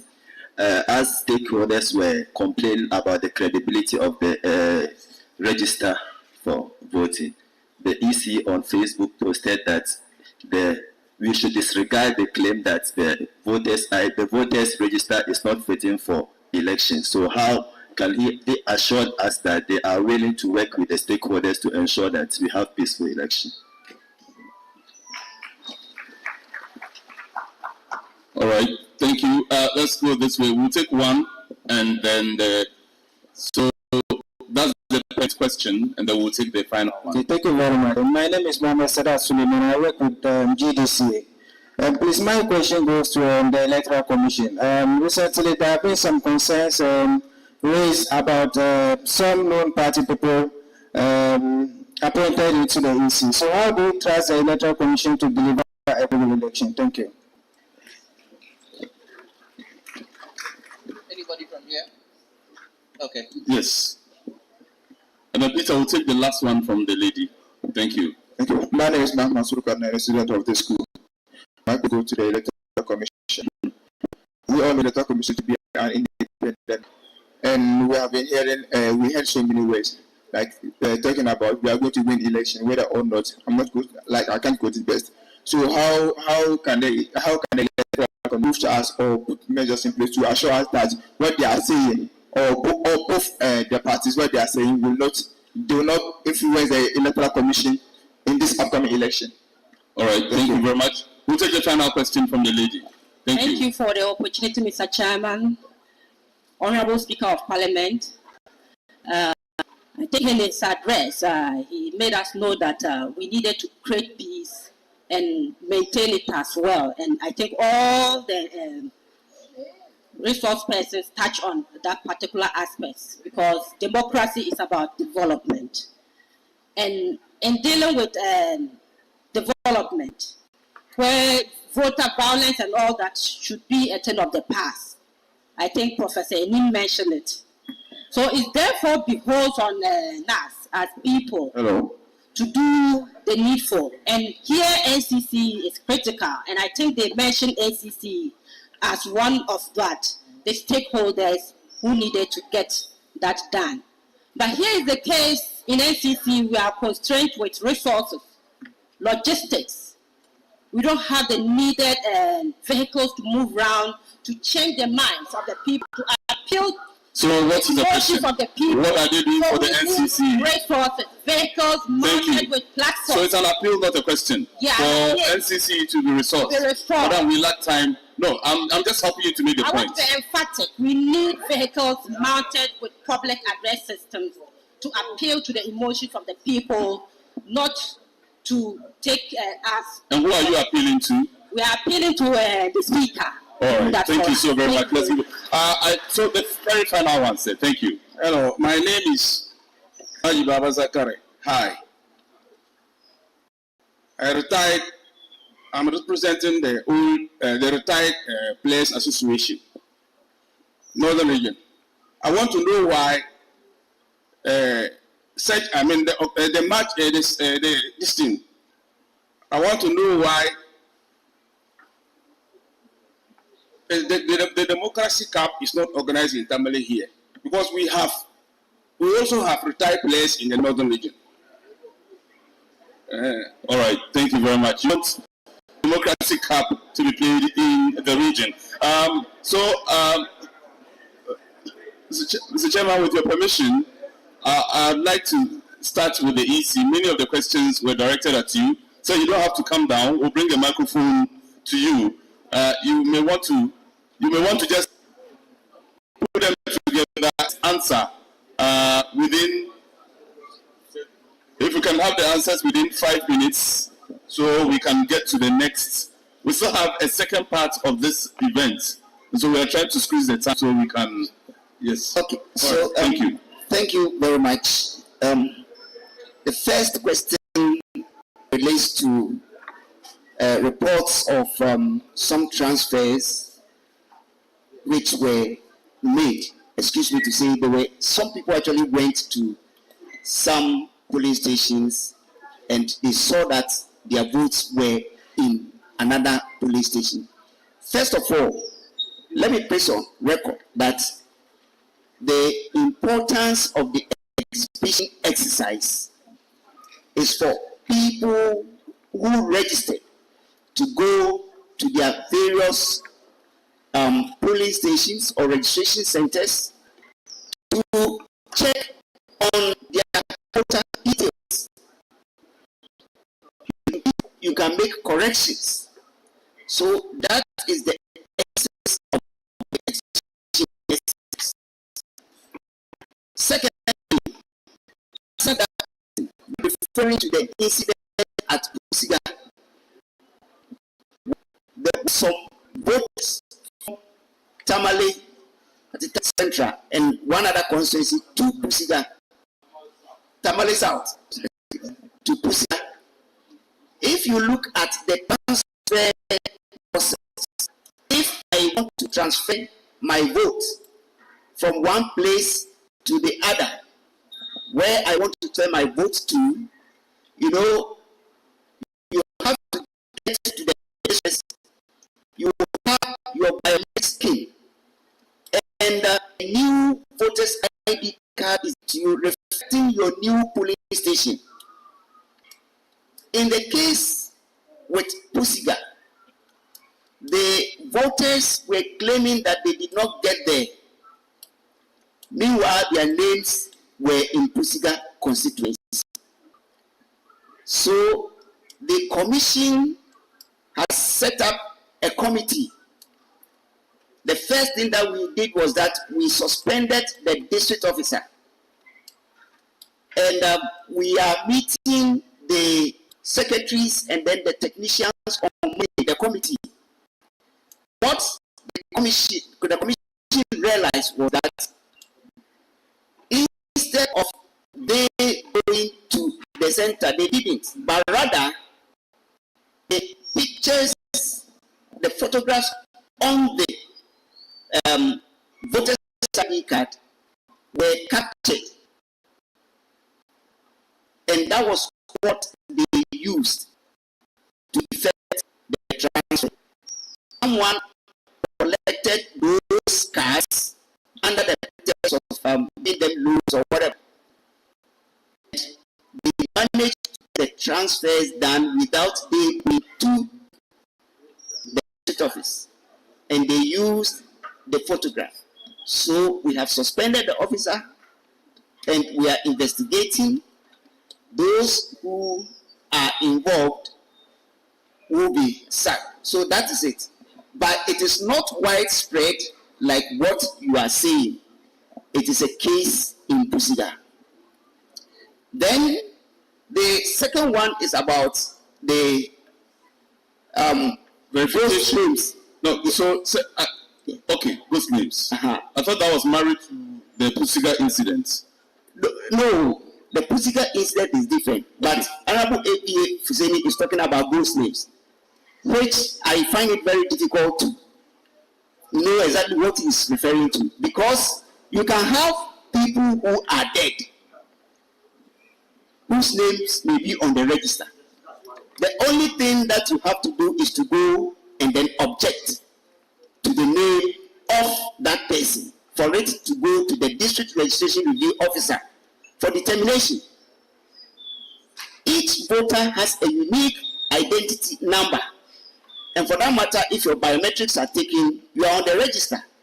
So I don't know where the ghost names are coming from. So because of the lack of time, yes. That's the last one that I noted down for you. The verification. People are charged for verifying their registration. Yes, the EC didn't charge anything. It's from the service providers. Then another person also asked about the recruitment of party faithfuls or whatever. We have actually recruited about 200,000 temporary officials. Those temporary officials, what the commission did was that we advertised in the newspapers, and we set up interview panels made up of commission members, head office directors, and regional directors to interview them. We cannot actually tell who is a party, a sympathizer to a particular party. We can't, because we engage them from the public. And when we finish, we give the names and then the photos of those we intend recruiting to the political parties. So if you have anything against a particular name, you petition, we look into it, and if it is true, we take it off. So once we are engaging the temporary staff from the public, we don't actually have much control. But what we know is that we give them to the political parties. If they have anything against it, they tell us. And we also do our checks. If you do something which is contrary to what we have actually laid down, we either blacklist you or dismiss you. Okay, thank you very much, sir. Really, the other questions had to bother on the EC assuring the general public stakeholders that they will be able to give us free, transparent, credible elections, and I believe that your answers to the previous questions have captured all those answers as well. So we'll move to the other set of questions which were directed at the speaker himself. The first one had to do with an appeal from NCC to the Speaker for logistics ahead of election 2024. NCC officials say they are woefully under-equipped for them to play their role, and so they are appealing to you for support. And then the retired footballers are appealing to you to bring the democracy cup to TAMALE as well. And so basically these are the issues. Respectfully, Mr. Speaker, I'll bring the microphone if you want to respond. Okay, thank you, sir. Thank you so much. Let me assure the lady who appealed that this is already before the House. And in fact, I personally engaged the chairperson of the NCC on this matter, and we included her in our rounds. So she was one of those to be here, and I'm sure that is why we are here representing her. So we are aware of it. Well, we realize that our constitutional democracy is also anchored on a number of commissions that we established in the Constitution. These were some of the commissions that we, those who went to the first Parliament, were compelled by law to establish within 6 months. Because without them, we couldn't have actualized the Fourth Republic. And we did. But they seem to have been marginalized. They are not well resourced, and therefore they cannot perform their constitutional functions. And that is one of the areas. NCC is to lead us in awareness creation, education, and advocacy and the rest in the country. Unfortunately, that is not the case. You are only giving enough to pay for salaries, and that's all. So it's something that we've taken up and we're working on.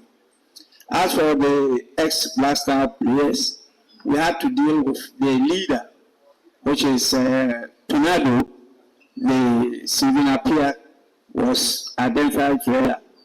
And what he did was to get retired blaster players from all over the country. And so the team that actually played were representatives of Ghana. They were not in Accra. And we had players from the Northern region being part of the team. And there's no way that it must be done in TAMALE. And we don't determine that. You know, we determine it, and we look at the generality of the country. And you realize that I have held a number of meetings here, lectures here. I've not done one in Bolga, neither have I done one in Wa. But we are always here.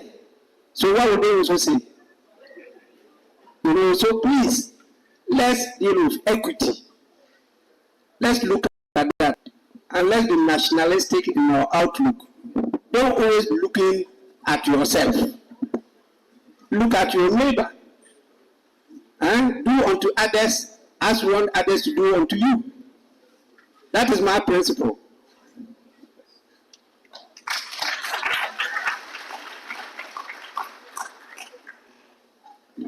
Thank you very much, Right Honorable Speaker. We are at the tail end of the event, and I'll hand over the mic to the chairman once again for him to give us the closing remarks. Mr. Philip Name.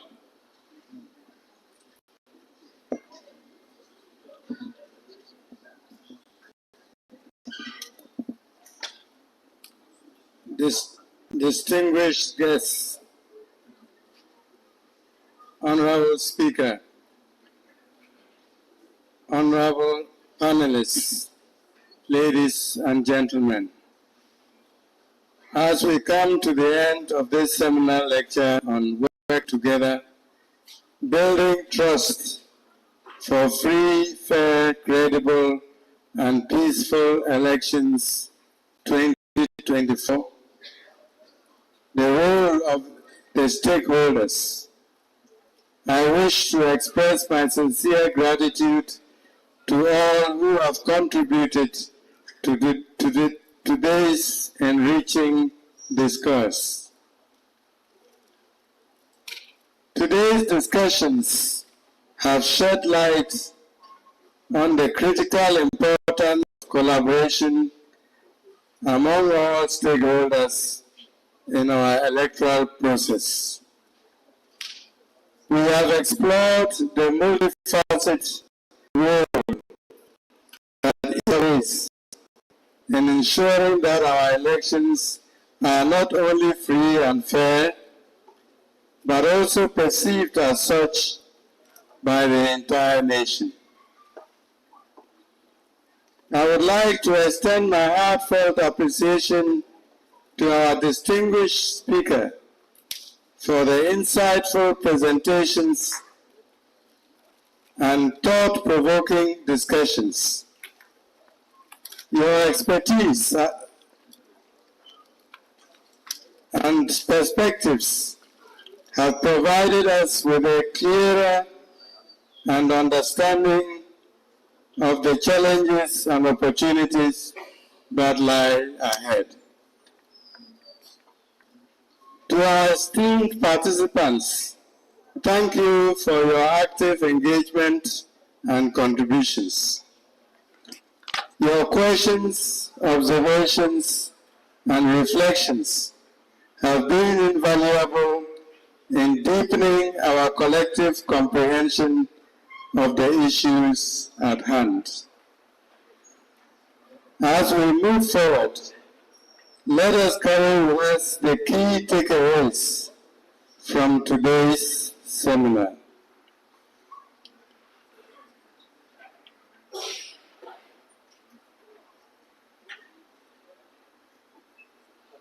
Our few takeaways. 1. Commitment to collaboration. The path to credible elections requires a unified effort. Let us continue to work together with a spirit of cooperation and a mutual respect to address the various facets of the electoral process. 2. Building trust. Trust is essential for the integrity of our elections. It must end through transparency, accountability, and consistent dialogue. Let us foster an environment where trust in our electoral institutions is unwavering. Thirdly, ensuring integrity and peace. Our actions should be guided by the principles of integrity and peace. By upholding these values, we contribute to a smooth electoral process and the stability of our nation. 4. Continuous engagement. The journey towards free and fair elections is ongoing. Let us remain engaged, proactive, and vigilant in our roles as stakeholders, advocating for practices that enhance the credibility and fairness of the electoral process. As we conclude, let us remember that our collective efforts today are laying the groundwork for a brighter and more democratic future. The success of our electoral process depends on each of us playing our part with the dedication and integrity that we.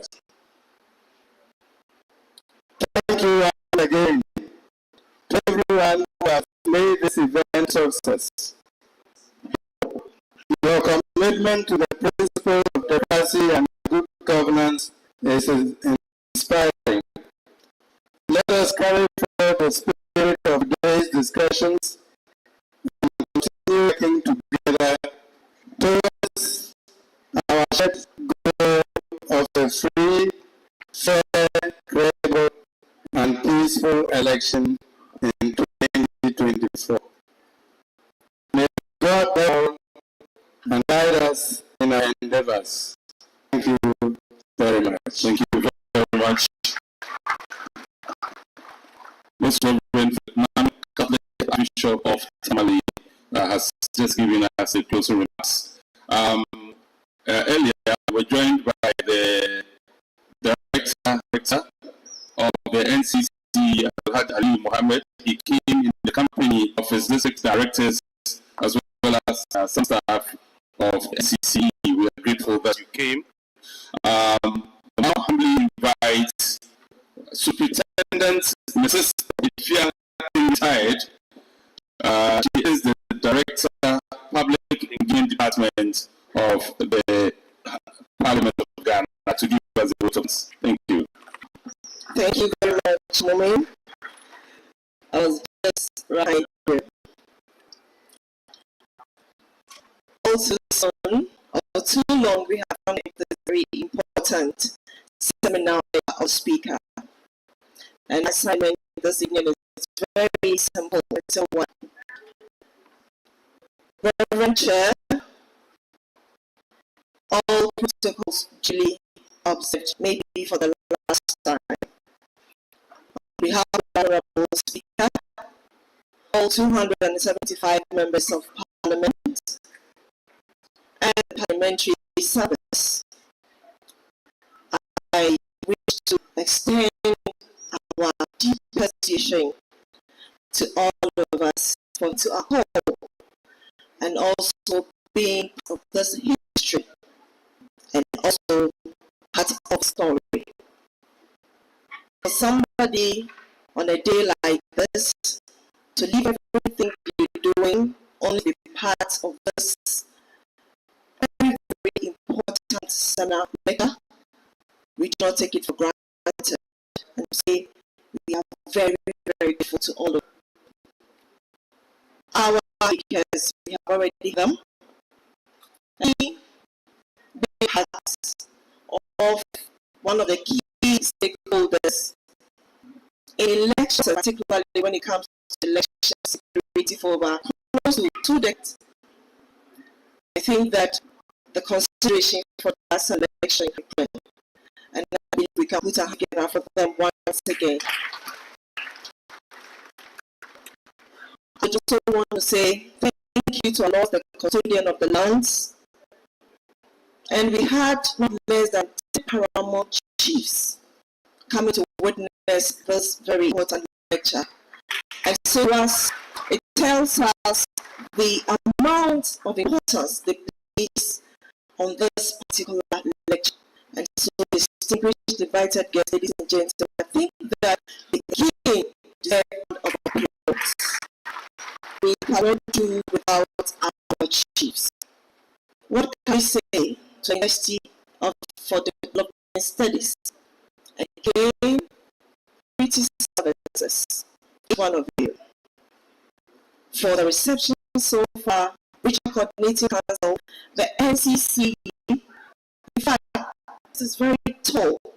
And as I indicated, it is to each one of us. If I have not mentioned your name, whatever you have done for us today has been recorded out, and we appreciate you being part of this historical event. Just so distinguished invited guests, ladies and gentlemen, once again, let me say thank you very much, and may God bless our homeland, Ghana. Make us great and strong.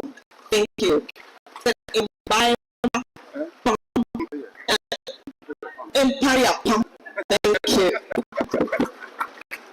All right. Thank you very much, ladies and gentlemen. We've come to the end of the announcements and the prayer. These are the announcements. Please, when we're leaving, except for the right and his entourage, as well as our revered chiefs, all others and our MPs use when they're going out. All others, please, let's not create create a situation where the military or the police may come embarrassing situation for us. We are all expected to use this exit. And let's take our time. As you exit, there will be some refreshments packed for you to take away. However, for our dignitaries, our revered chiefs, and MPs, as well as our servicemen, the heads of the security agents, as well as the representatives of citizens, we will be meeting our Vice Chancellor's residence for a brief period, like 20 minutes, and everybody can go home. The closing prayer, in the name of Allah, most gracious, most merciful, who gives us the opportunity to see here for this very important event. We'd like to thank him for seeing us through the event and pray that as we depart to our various destinations and homes and take us there safely.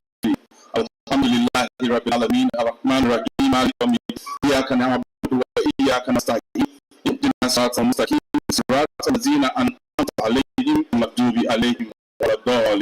Amen. Thank you very much.